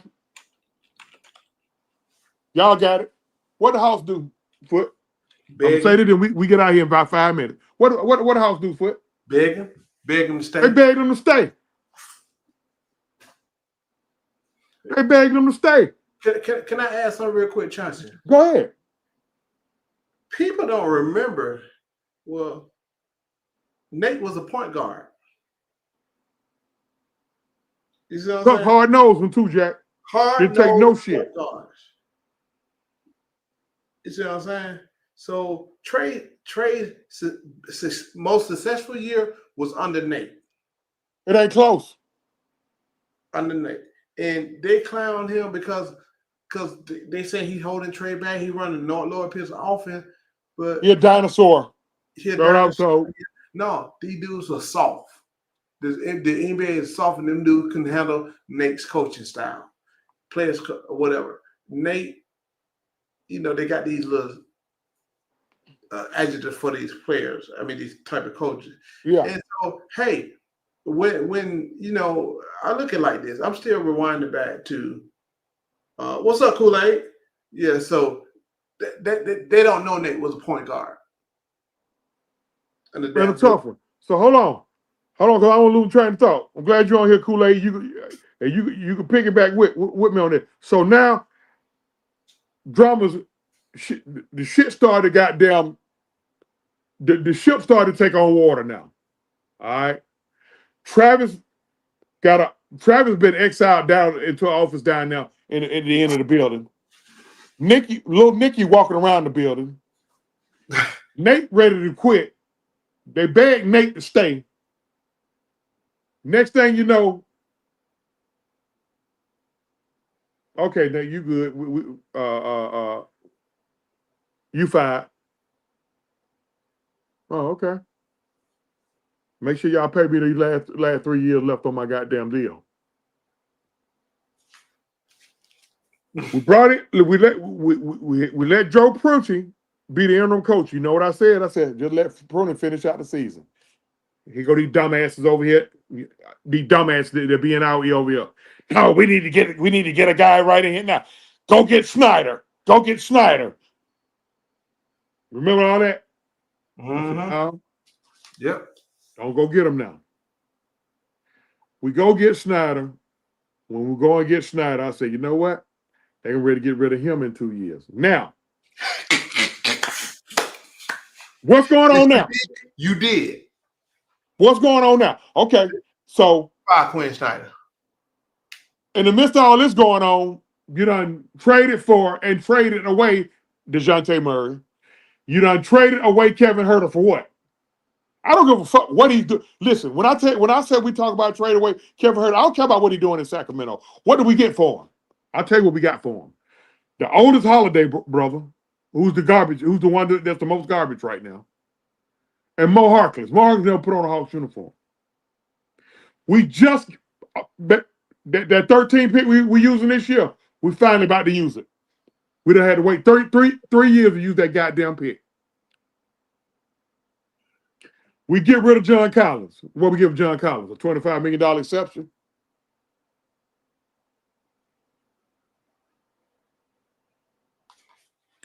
Fast forward. Now Hunter's finally gone. Y'all got y'all wish. Hunter finally gone. He goes to Cleveland and wins 16 straight fucking games. Didn't lose for a month and a half. I got buddies as Cleveland fans like, so why y'all get rid of Hunter?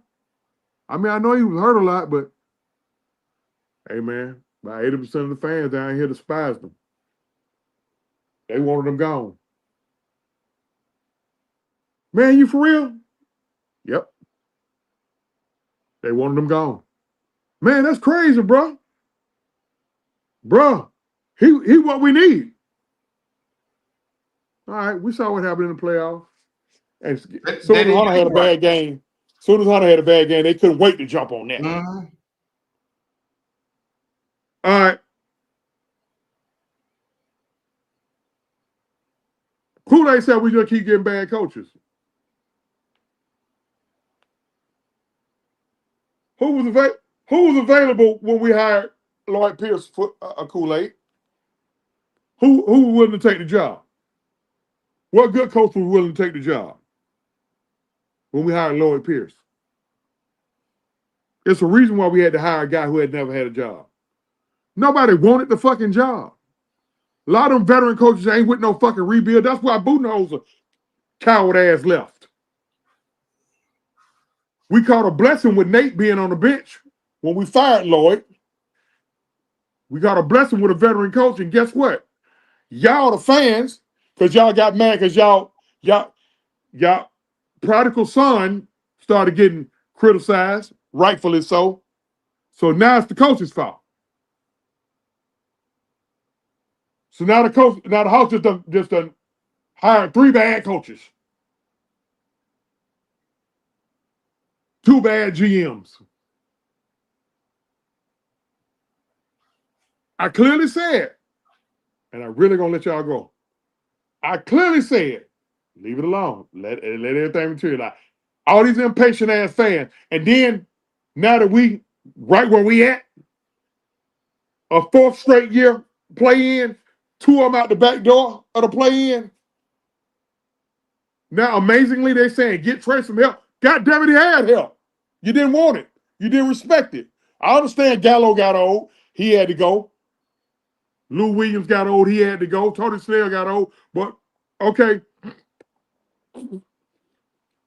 Hunter shouldn't have got traded. Collins shouldn't have got traded. Hunter should still be here. Bogey should still be here. All of that. That's how you create championship teams. You got to create camaraderie and chemistry. But y'all don't know. Y'all don't care nothing about that. All y'all care about is being entertained because Trey gives you 26 and 10, and he ain't got enough help. Man, bullshit. I'm not firing Quinn Snyder, Kool-Aid. He got 3 fucking years left on his deal. I can't keep firing coaches because y'all are y'all feelings.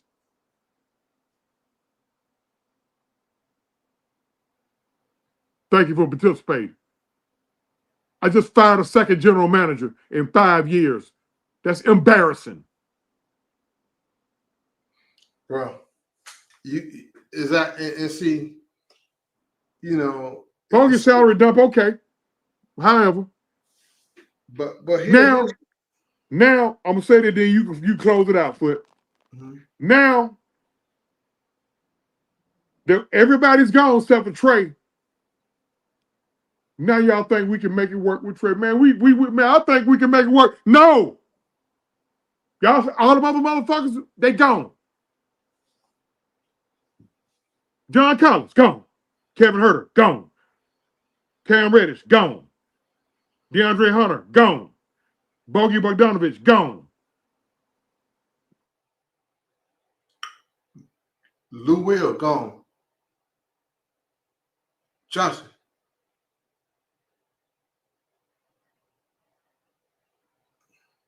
Kool-Aid, you keep talking, you don't win, you get fired.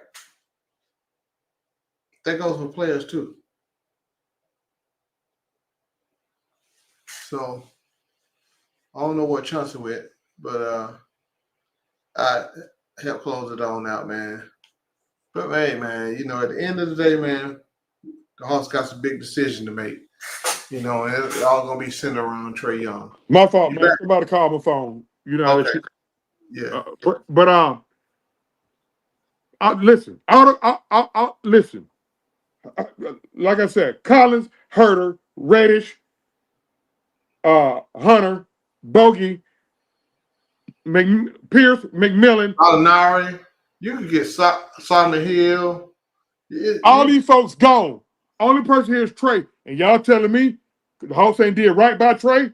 Fuck that. He has to go. It ain't personal. I don't care about doing right, man. We trying to win, man. It ain't his fault, but we trying to win. We need to go ahead and complete. I don't want to hear that shit about it ain't his fault. Ain't nobody saying it's his fault. What I'm saying is, everybody, I got a guy who I just drafted #1 overall last year. I'm not finna take a shit on him to make Trey Young fans happy. No. We tried this shit for 7 years. It's time to go. Yeah. Period. If they decide to keep Trey Young, good for them. Let's go. Let's see if we can goddamn try to make something happen. That's cool. It ain't gonna piss in my cornflakes. I'm gonna still have my thoughts about them. Kool-Aid, get out of here. Get the fuck. This is Trey last chance. Chance for what? Bro, he been some years. Zach is trash. Okay, man. What you mean? Hold on. Okay, Kool-Aid. How long? So, multiple players, 2 coaches, 2 GMs, and you ready to find a 3rd coach. See, y'all got to make this shit make sense. Y'all got to get out y'all feelings about this shit. Bruh. Hey, man, some of them beat their wife for this dude. Like, for real. Like, for real. Like, come on, man. And y'all could. Ain't nobody blaming Trey for shit. Trey is who he is. But I can't blame the motherfuckers who still keep dealing with him. No.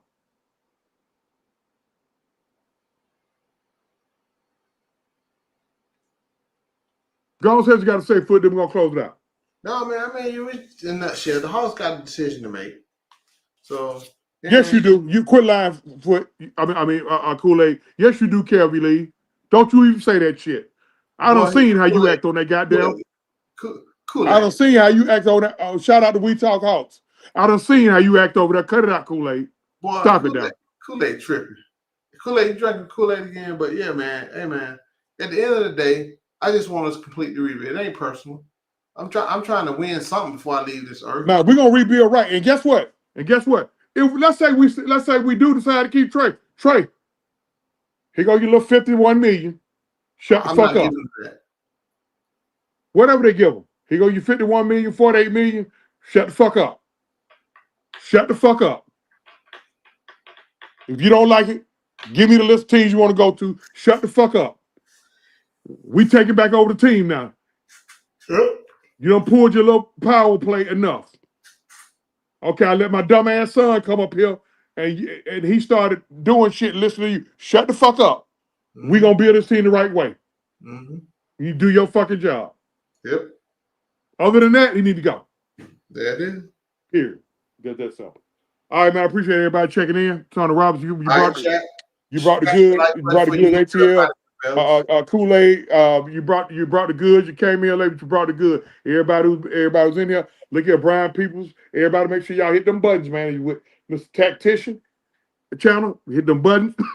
Man, my podcast, hit them buttons. Truth with us, 2 sports and entertainment from a man's foot. I'm a man OG Truth with a 2 Hertz with a Z. We'll be back in 2 weeks with the ATL Sports Report. We always seek and speak the truth, the whole truth, and nothing but the truth. Make sure y'all check out my homie Damon Thomas. We Talk Hawks. They go live at least 4 times a week. And when I tell you, that's the #1 Hawks goddamn TV show on the fucking YouTube right now. We Talk Hawks. Make sure y'all check it out. Put one of the admins over there. Y'all make sure y'all check it out. I can't go in there every day. I don't be feel like arguing with Kool-Aid ass all the time. But listen, y'all make sure y'all check it out, man. All right, man. Peace out. We out, man. Yep. All right.